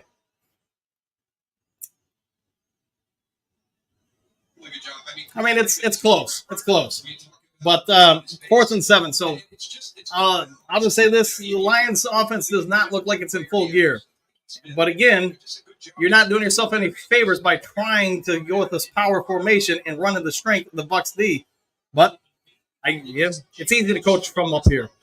All right, here we go. Punting away, and it's a high punt. Fox, what else do you expect? Great punt for Detroit, and it looks like it's going to go out. We'll see where they mark it. Lions got to get a stop, though. Got to get a stop without question. Lions defense is on notice here. This game is going to come down to their hands, it would appear. All right, Justin, how about a trick play, reverse, fake run? Toss back Goff, hit the tight end, then release from the backfield to the weak side. How many times do we see this stuff, and then they do some stuff over and over? Yeah, I'm a little surprised by Ben Johnson, but, hey, again, it's easy to coach from up here. Lions, these refs are definitely not going to do us any favors today. No. And again, watching on replay, live, I thought it was pass interference. Replay, it's pretty dang close, so I guess all ties go to nothing. All right, see, Phil, Jack Fox. Phil, Goff is very angry, not getting calls. Yeah, and you can't worry about it. You don't get calls. You got to make your own fate. You can't rely on the refs. See, Waylon, I expect the defensive line to stink, but waiting for the offense to take advantage of a banged-up secondary. And they haven't. Again, just like the Rams, they're playing all tight zone coverage, too high safety, forcing the Lions to dink and dunk, and they're just not doing it. The Lions, I feel like, are playing in the Bucs' hands more than the other way around. Phil, what's with the old style? What's the next straight T? Yeah, I've been surprised because we didn't have any of this last year. I thought the offense was pretty good, but you seem to be going away from your strengths. Justin, every game, AG fails to make necessary adjustments in a timely manner and goes away from stuff that's working, rushing 5 or delayed blitzes. Yeah, I'm surprised by that. Glasgow did better. Yeah, I didn't notice him that time, but it's hard to watch everything. See, JDC, keep on trucking. Bo, time to fit the grit. St. Brown is playing. Agreed. Frank, I agree with Bo. Buddy Dan, you are good. Thanks, man. Thank you very much. So Raymond got hit early. I thought it was definitely a little early, but again, on replay, it looks not as egregious. See, Phil Goff has been frustrated from the first bad call. Agreed. And you can't be that way, especially as a quarterback, man. You've got to move on. Time to get nasty. They're going to have to. Bo, are we going to see a Legatron hero kick today? I don't know, man. Rocky, like they know the plays are, they are blitzing right into the hole we're running at. Yeah, and that's what I was saying last week with the Rams, and then this week. That's I formation. I get the idea behind it, but you're not fooling anybody so far with it. So, all right, it's all in the defense's hand at this point as the offense has lost control for us. Mayfield and the Bucs are backed up tight formation. Mayfield under center, 2 receivers, 1 tight end, 1 running back. Mayfield play action, quick release, and it's a first down and a whole lot more as they continue to pick on Terran Arnold, he is learning under fire. I do think if Emmanuel Mosley wouldn't have been hurt, he would have been starting. Arnold would have been learning, but Arnold got roasted. Didn't get hands on him, and it was a free release for Evans, who schooled the rookie there. So, Evans and the Bucs out of the heat of the end zone. Now they can open up the playbook. Let's see what they do. Mayfield under center. I'm going to guess the Bucs are going to try to control and get first downs here. Toss play out, and he's going to be about a yard short of the line of gain as Captain Jack Campbell puts the stops on him, forcing a 2nd and 11.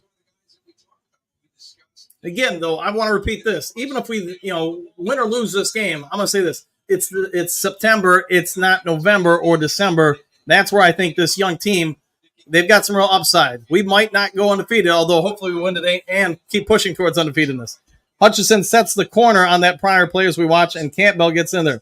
Shotgun, again, tight at the bottom of the screen with receivers for Tampa Bay. Motion, and they're going to run it here up the middle, and there's a bit of a hole, about a 4 or 5 yard gain. It's going to set up about a 3rd and 7, maybe 3rd and 8. 3rd and long for the Bucs. Yeah, I know what I'm doing if I'm Aaron Glenn, but I'm guessing because I would blitz here, he won't. Campbell on the sideline. I think I saw Houston on the sideline too. Where it looks like Rodrigo, Robertson, and a lot of people out there. 11 minutes and counting. 3rd and 7. Lions could really use a stop here. Mayfield seeing a little confusion, making a play adjustment here. Shotgun formation, 3 high receivers. Man coverage, 1 high safety that side. Lions are coming after him. They're sending 6. Mayfield under some pressure, escapes the first guy, but he's going to get sacked, and it's going to be Aiden Hutchinson. Who else? A high 5 sack day for Aiden Hutchinson. To be fair, I couldn't see who flushed him out of the pocket, so somebody got pressure on him originally. Hutchinson picks up the 5th sack, and let's watch the replay, see who forces the flush. And it looks like, to be fair, Ali McNeil and Levi Onwuzurike flush him, and then Hutchinson cleans it up. Man, he is going for the record books today, boys and girls.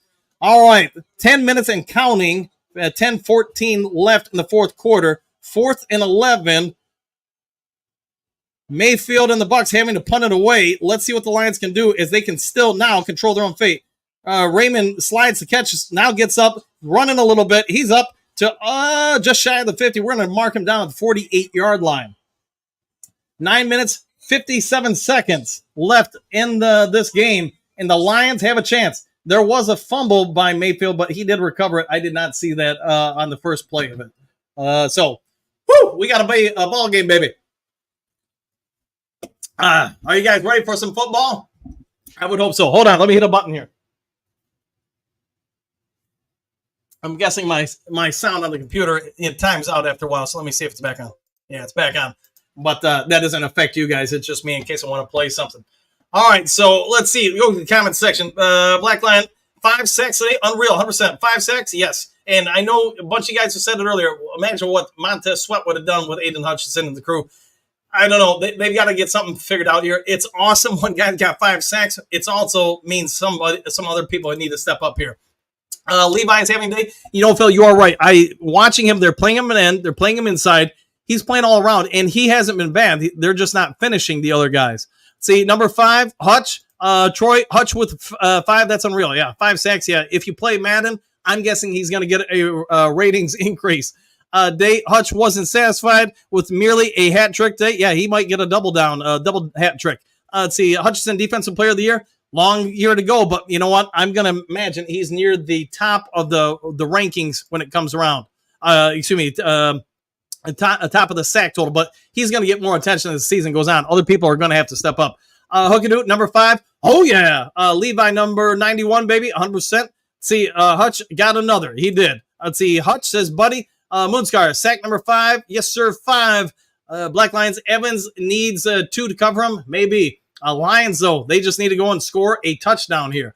Black Lion, I agree, but we need to clean up these mistakes, man. Yeah, 100%, especially that's a mistake right before halftime because, man, oh, man, you get that field goal here. Now you just need a field goal to take the lead, although we don't want field goals. We want touchdowns. Frank the Tank, come on, boys. Big down, 100%. Captain Jack wrapping up. Black Lion, nice tackle. Let's go back to the bottom here. Jason, time for a drive. JMO, 100%. And you got to do something here. There's still just under 10 minutes to go, but you've got to put points up here and force Baker Mayfield and the Bucs into something here. And it's 14. You don't address Rakestraw, so who could play? No way, Rakestraw could not have done any worse than Arnold has this game. My guess is they would go with some of the other veteran corners, Vildor, etc. So he needs half a sack more to tie the single-game franchise record, does Aiden Hutchinson. And that's with William Gay versus the Buccaneers of all teams. So there you go. 16-20. Lions down by 4. Ball at the 48, at our own 48-yard line. Oh, I hate nobody in the backfield looks. Because guess what it is? It's a pass. Goff is probably not going to burn you with his feet. Goff making a line adjustment. 10 on the clock. Let's see what they got. 0 backfield. Goff spreading them out. Goff's going to drop it inside, and that is to number 9, Jameson Williams. And Britt, number 52, is talking some trash to Williams, but, if you're a player, that doesn't bother you. All right, second down, 6 to go. The good way to start the drive there for the Lions. Now you're in positive territory. Need a touchdown here. 2nd and 4. Let's see what they do. Can I see the formation? Por favor. Power formation again. Play action this time. They got him in a blitz situation. Goff's just going to get rid of it, and thankfully, it's not picked off. The sideline is your friend, Jared Goff. You just want to chuck that thing out of bounds. 3rd and 7. I'm calling for this. Get rid of the 0 backfield or the power backfield. Bucs blitz like they have on every play, but Gibbs is not great at picking up the block there. Otherwise, we might have had something deep. 3rd and 4. Big down here for Detroit. Your defense keeps giving you opportunities. At some point, the offense needs to produce. Laporta on the field. Shotgun formation. Too high, too low. Laporta is your low, along with Gibbs in the backfield. And they're going to run it, and Gibbs has got a hole, and he's got a little bit more. He breaks the tackle. He's still on his feet. He's rumbling, bumbling, stumbling down inside the 20-yard line, I believe.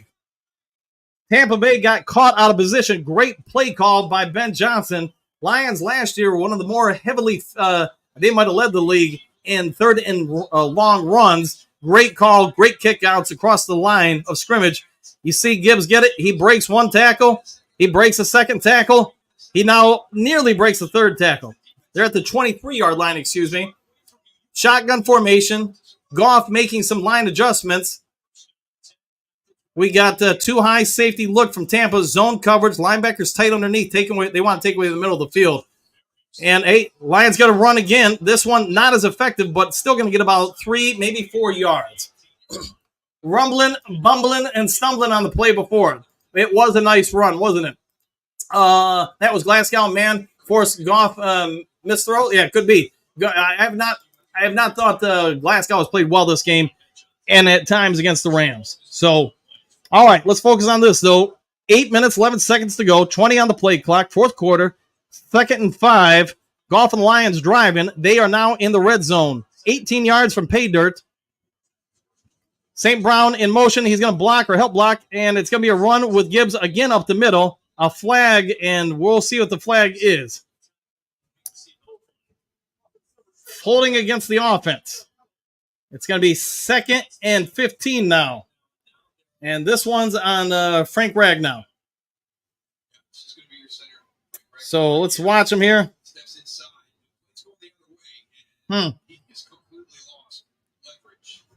I mean, I guess. I didn't really see it there, but maybe there's too much camera stuff in the way. All right, well, you got 2nd and 15 now.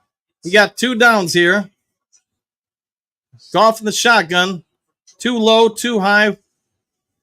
See what he does here. He's under some pressure. Bucs blitz, and Lions just Goff just threw it away. Goff got slammed. Gibbs, once again, did not pick up the blitz particularly well. Either way, that's a horrible pass by Jared Goff, who, to be fair, has not played well this game nor last game. And Jared Goff and the Lions now in real trouble. You were in scoring opportunity. Gibbs not great against the blitz. Goff hits as he throws. I'm not sure who he's even throwing it to. But it is what it is. Lions are going to have to get on their stop. Yeah, I would say this, Dave. Goff has not played well this game. Waylon, Saints beating the the stuff out of the Cowboys. Someone ran the wrong route. That could be. It could be. Again, not to belay the bad point, but you don't play guys in the preseason. They're all working on this stuff in the regular season. Games that matter. What the heck, says Moonscar? That's boo, says Phil. That's game. Well, you never know. Let's see if the team can get another stop. Let's see. Angie, what's wrong with Goff? He's getting hit. He's getting hit while he throws. Goff, what you doing? Yeah, I don't know if somebody ran a different route. I mean, that's something you're going to have to wait for the coaches to analyze. Coaching, Troy, there wasn't a blue jersey anywhere near that ball. What in the world? Yep, defense and then a drive. You're going to need it. Can you win it in dramatic fashion?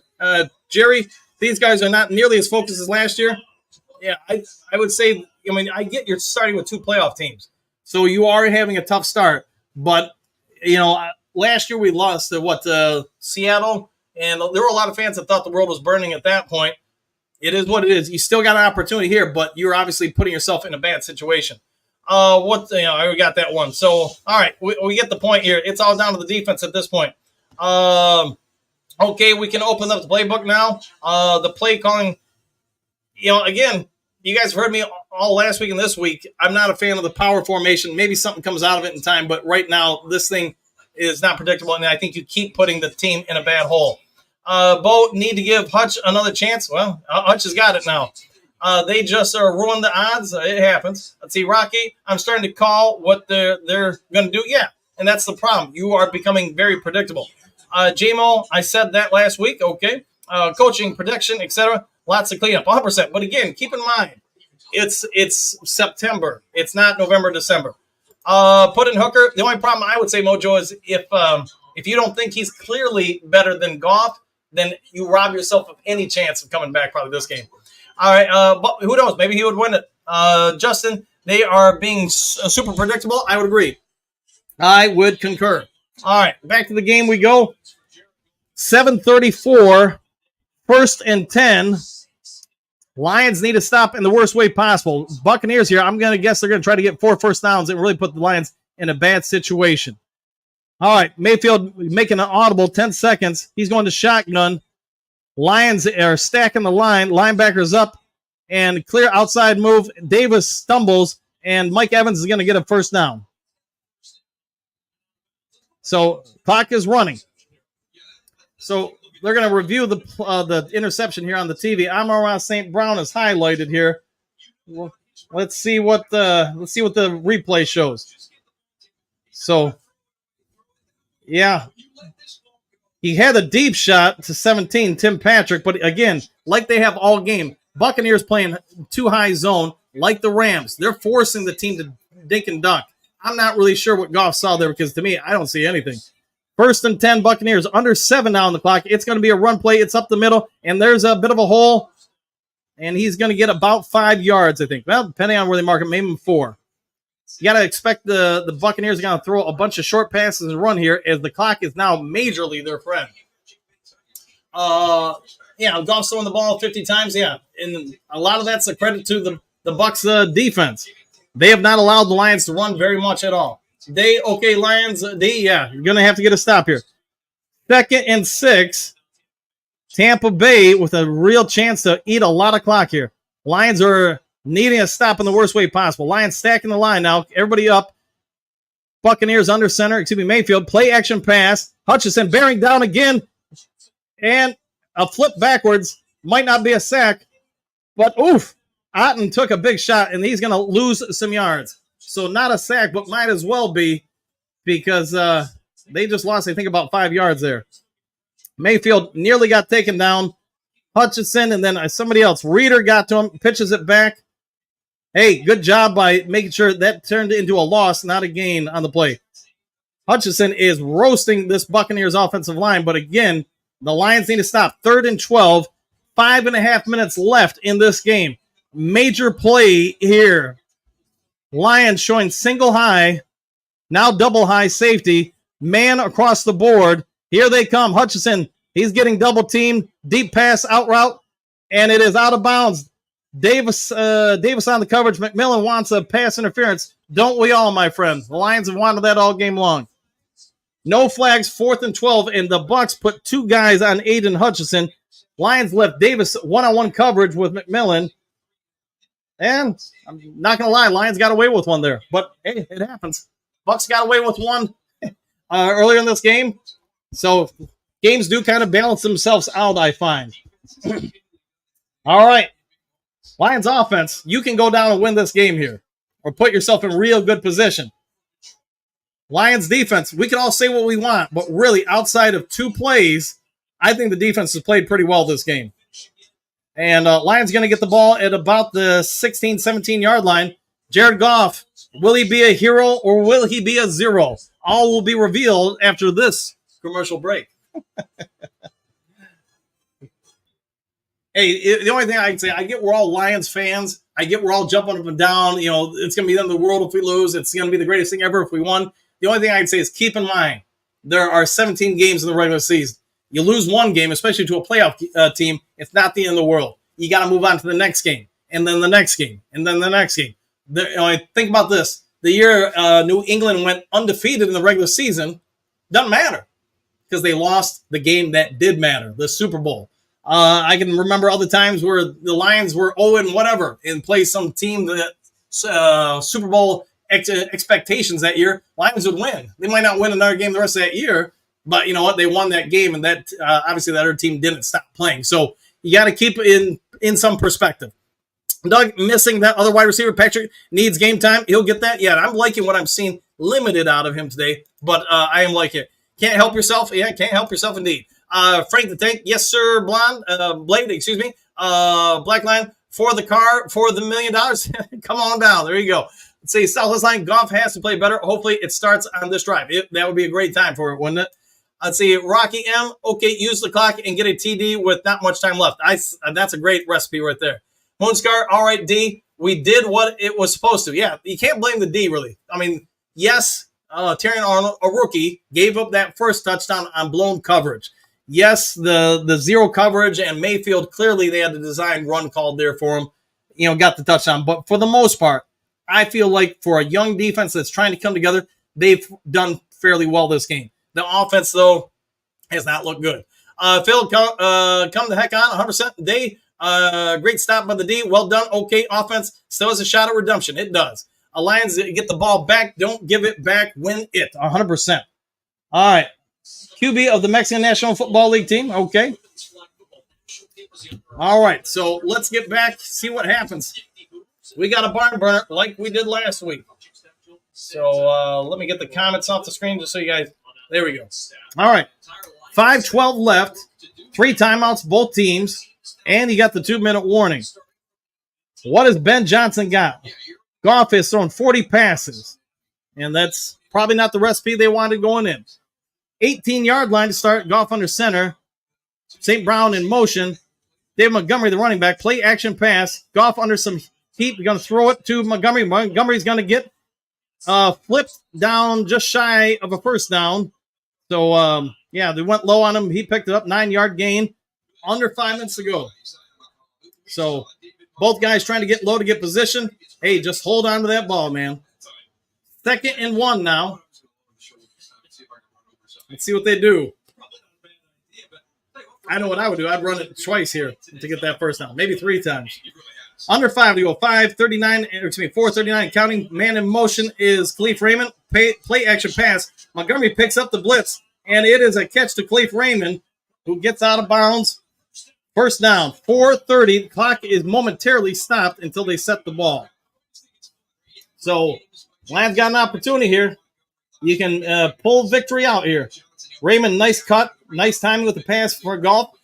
Again, I don't know what the prior pass was going to. He clearly thought somebody else was cutting over the middle of the field, but Buccaneers sticking with the too high safety, zone with the backers of the second level. They're relying on their front guys to get after him. They are blitzing one here. Montgomery runs into the blitz. It's almost like Tampa Bay consistently knows where the run is and where to blitz to swallow up the run. This has happened all game long. It is 2nd and 9, and this is where the Lions seem to really struggle with the too high safety look.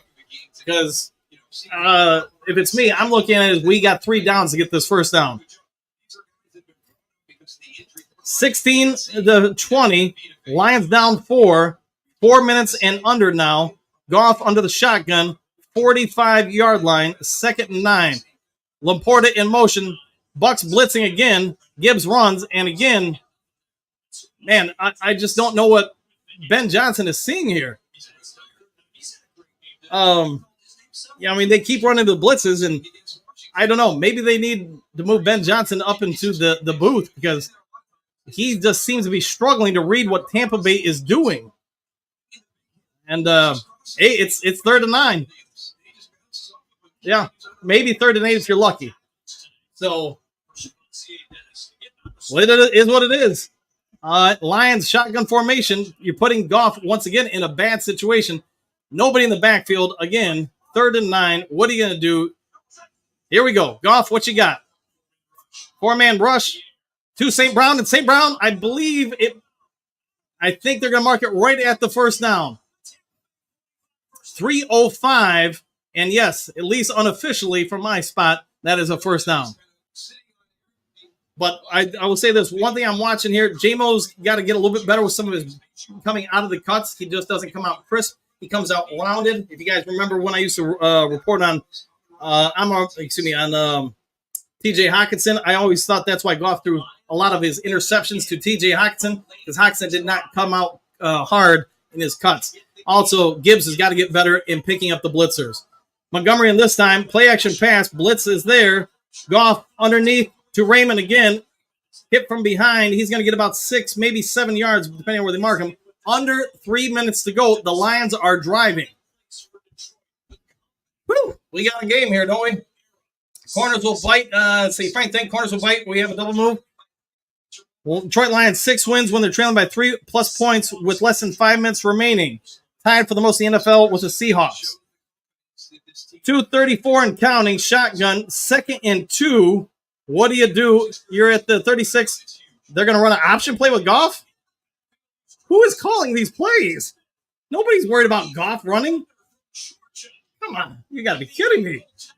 That's going to probably take us down to the 2-minute warning, but an option play with Goff. And against an aggressive zone defense that's only looking forward. You can't make this stuff up. Coach Rock, I mean, I get you coach football. I know I've coached football, but this just does not seem like, this seems like a kindergartner calling these plays. Tampa Bay is playing all zone, too high, linebackers all over that second level, looking dead ahead in your backfield, and Jared Goff is absolutely zero threat on an option, quarterback option with the Gibbs. I'm just not sure to what even make of Ben Johnson right now. I don't know if Ben Johnson drank the wrong Gatorade at halftime, but hey, it's 3rd and 7. Unreal, says Dave.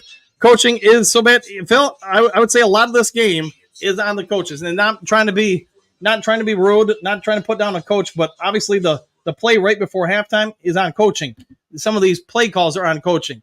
We can all say about this or that about the players, but the players have to run the plays by the coaches, especially in football. It's not like basketball where you can, somewhat improvise on your own or whatever. You can do a little bit of that in football, but not a ton. Well, here's the good news. I think you got 2 downs to get the first down. Black Lion, I would have rather seen a screen pass. Maybe, man. I would just rather, they're playing so much zone, especially on 2nd and 2. Run some short crossers. Throw it over the middle. Yes, your guys are going to take some hits, but you can't worry about that. You got to worry about the game. JC, it's my money, and I need it right now. Oops. It's my Lions, and I need a win now. There you go. Phil, don't drink his dew. Yeah, see, his dew might be spiked dew. Jason, 2 down territory. I agree, especially now that you're 2-minute warning. The last time I can remember, the Lions quarterback running an option was Eric Kramer in the NFC Championship game. It didn't work out too well either. Yeah, Kramer would not have been an ideal person to run the option either. Black Lion, it's not rude if it's an issue. This also might be true. Rocky, you're correct. There's who's worried about Goff running that wouldn't have worked with Hooker. That play hardly exists in the pros. Yeah, it's just, and especially with the type of D they're playing and where that second level is all looking consistently, they're not worried about anything else. They're keeping everything in front of them. He played right into their strengths like a lot of this game. Southwest, so many errors. It would be amazing if they could overcome it. You can't keep putting yourself in this situation. No, I agree. Brian Ben Johnson, overrated. I said it all along. Don't like the play calling half the time since he's been here. Well, it's hopefully he can pull something out of the bag of tricks here.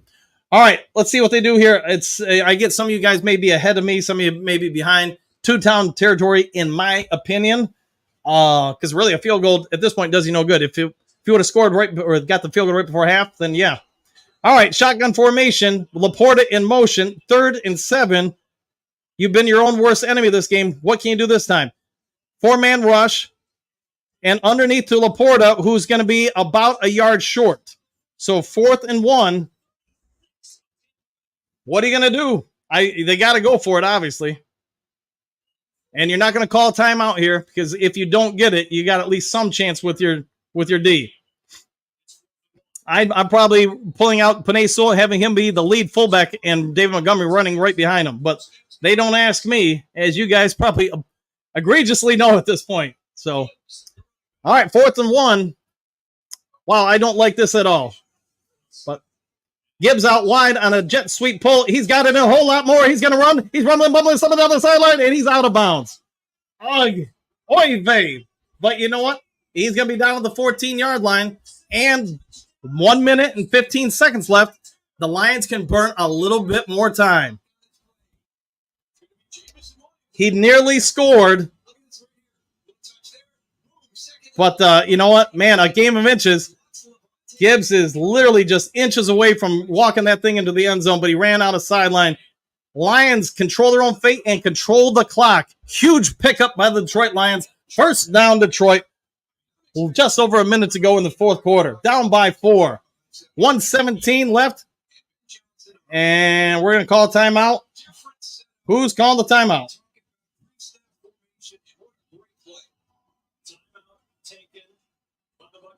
Buccaneers take a timeout. All right. First timeout.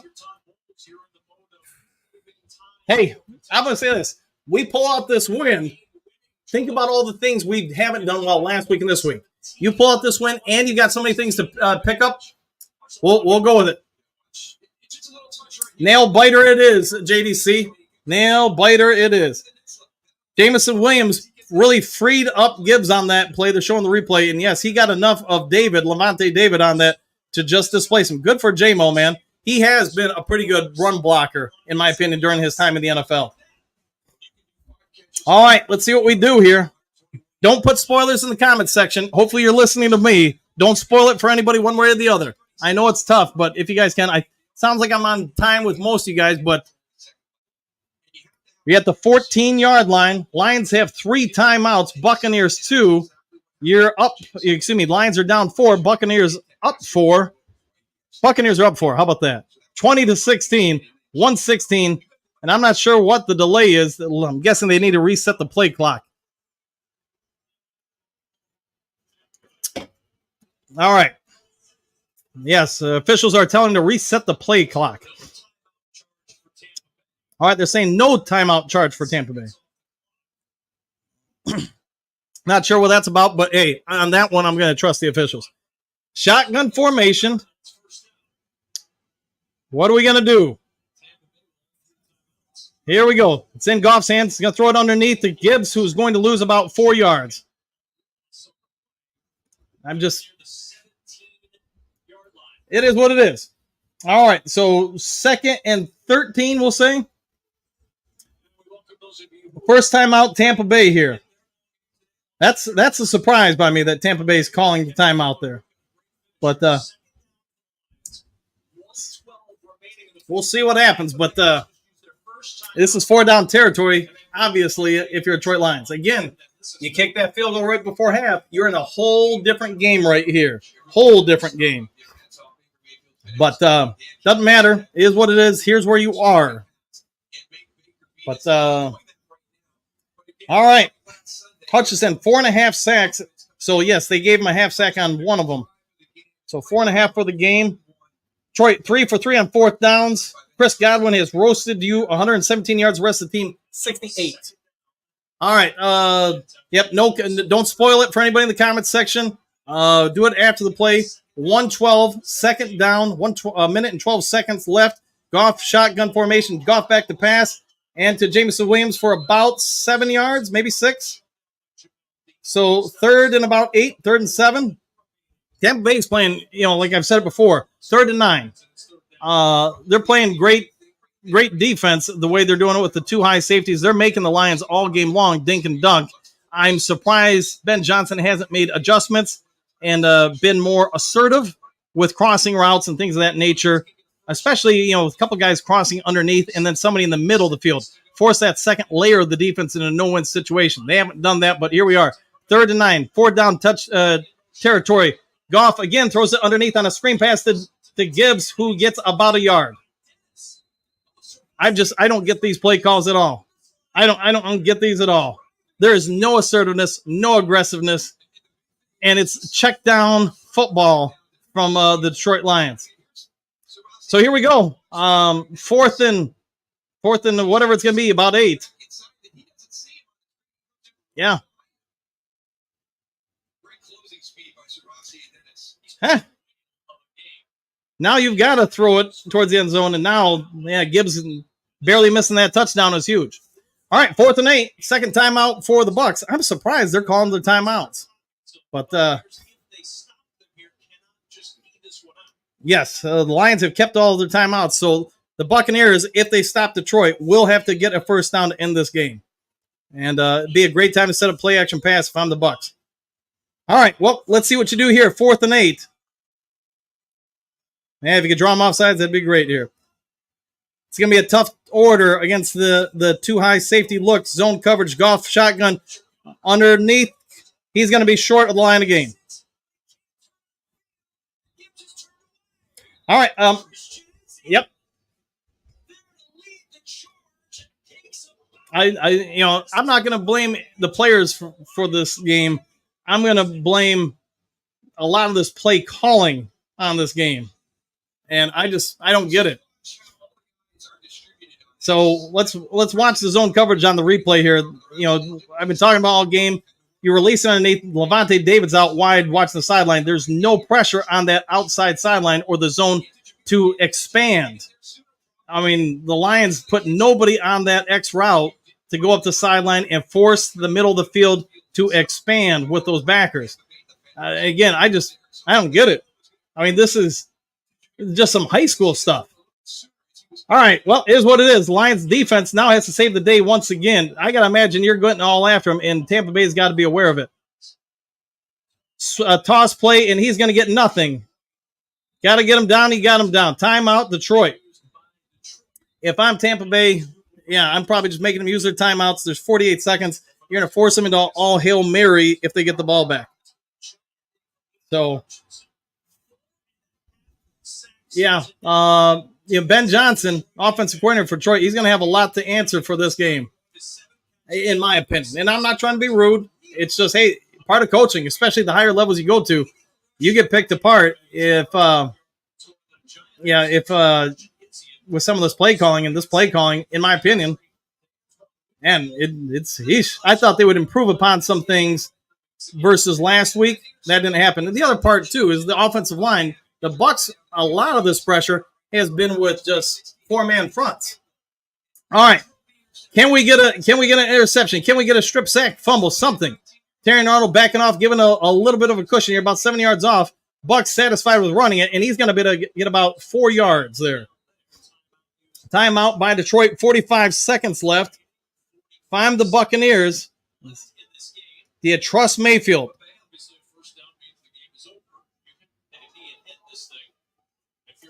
One more first down for Tampa Bay, and this game's over.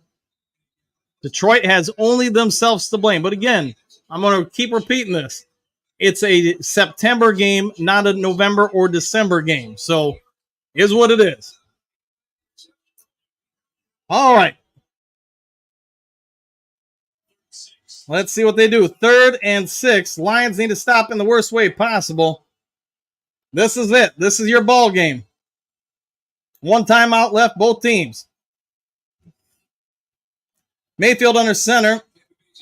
How aggressive they going to be here? Davis matched up with Evans. Play action pass. It's tipped. It's deflected, and that's going to save a Detroit timeout. That was a huge play. If the Lions somehow could have caught the deflected pass, that would have been awesome. But it is what it is. 4th and 6, 42 seconds. We're going to say the Lions get it with about 32 seconds left, and now they have a timeout. Derek Barnes on the blitz. Mayfield's face tips it. Unfortunately, can't locate it, and I think you would have had to really run to go get it.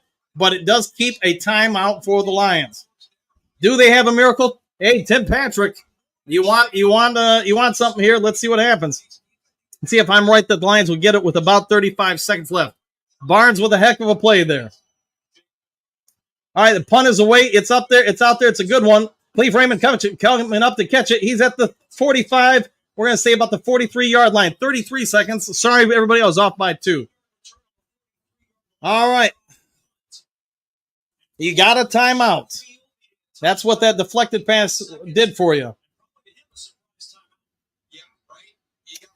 Jared Goff, 17 career game-winning drives in the 4th quarter and overtime. Week 1 against the Rams was his last one. Yes, just so long ago, right?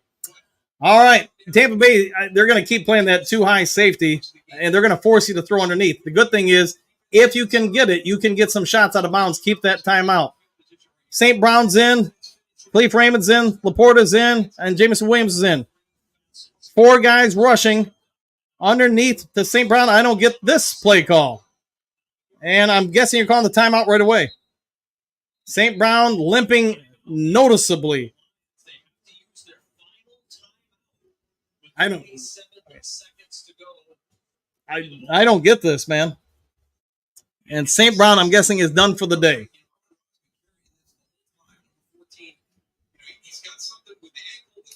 Yeah, and it's the same leg as before, and just, hey, the guy's not doing anything dirty. He just tackles the ankle.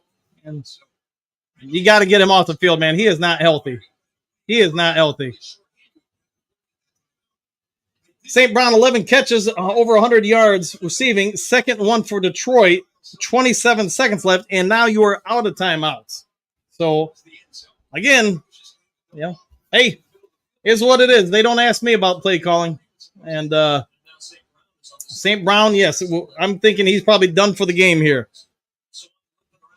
All right, what do you got, Detroit? 27 seconds to go.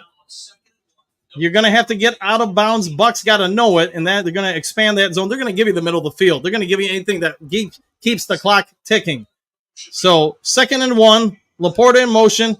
Goff drops back. 4-man rush. Goff, again, underneath to Gibbs. You got the first down, but 20, 19, 18, 17, 16, 15, 14 seconds left. You're at the 26-yard line. Not a good exchange there. 13 seconds to gain about 10 yards. So you've burned through 19 seconds to gain about 20 yards. But you're getting a little closer to the end zone. Let's see what happens here. 14 seconds left. It's got to be end zone or sideline from here, as maybe you could clock it with about 1 or 2 seconds left. So, Mr. Kate, no, you cannot blame this one on AJ. The defense has played its butt off. So, yes, you had a blown assignment from a rookie cornerback. Yes, you had the zero coverage, but it is what it is. All right, no spoilers in the comments section. Goff drops back to pass. He's looking, throws it deep, out route. Jameson Williams, did he toe tap? No, he did not. 10 seconds left. All right, here we go. 1, No, the second foot is out. Not by much, but it's out. Yep. Lions got stuff to work on. Goff not happy, but you're going to have to get out of bounds unless you're going to go to the end zone. You will not have time to clock it. 3rd and 10. 4-man rush, pressure, deflected. And again, watching Jameson Williams, there is so much to work on with this young team that, again, the team we will have in November, December, I believe will be much different than what we see now. So you watch Jameson Williams, he rounds that break too much. He's got to plant and come back much better than that. It'd be hard to get away with even in the college level. All right, 4th and 10. It's got to be in the end zone. 6 seconds left. Buccaneers doing the right thing. Who he's lobbing it up to? Buccaneers sending 4. They're getting pressure underneath and not even completed. What would that completion even do for you? I don't get any of this play calling. I don't get it. All right, guys, that's going to round this one up. I would say, a lot of people blaming Ben Johnson. You got to blame someone, I guess. Rocky, what was he going to do with that pass? Not much. He was going to be tagged down. That would have been the end of the game. All right, guys, I'm going to go and end this one. I'll see you guys in the morning. Next stop, Arizona. Yeah, if we finish the year 16-1, so be it. I'm not going to worry about it. If you guys heard, fire everyone. I'm not going to worry about it, guys. It's one game. It's not the end of the year. It's not the end of the season. A lot to learn from here. So it is what it is, my friends. So, all right, guys, I'll see you in the morning on the next Lions Talk Live. Take care, everybody.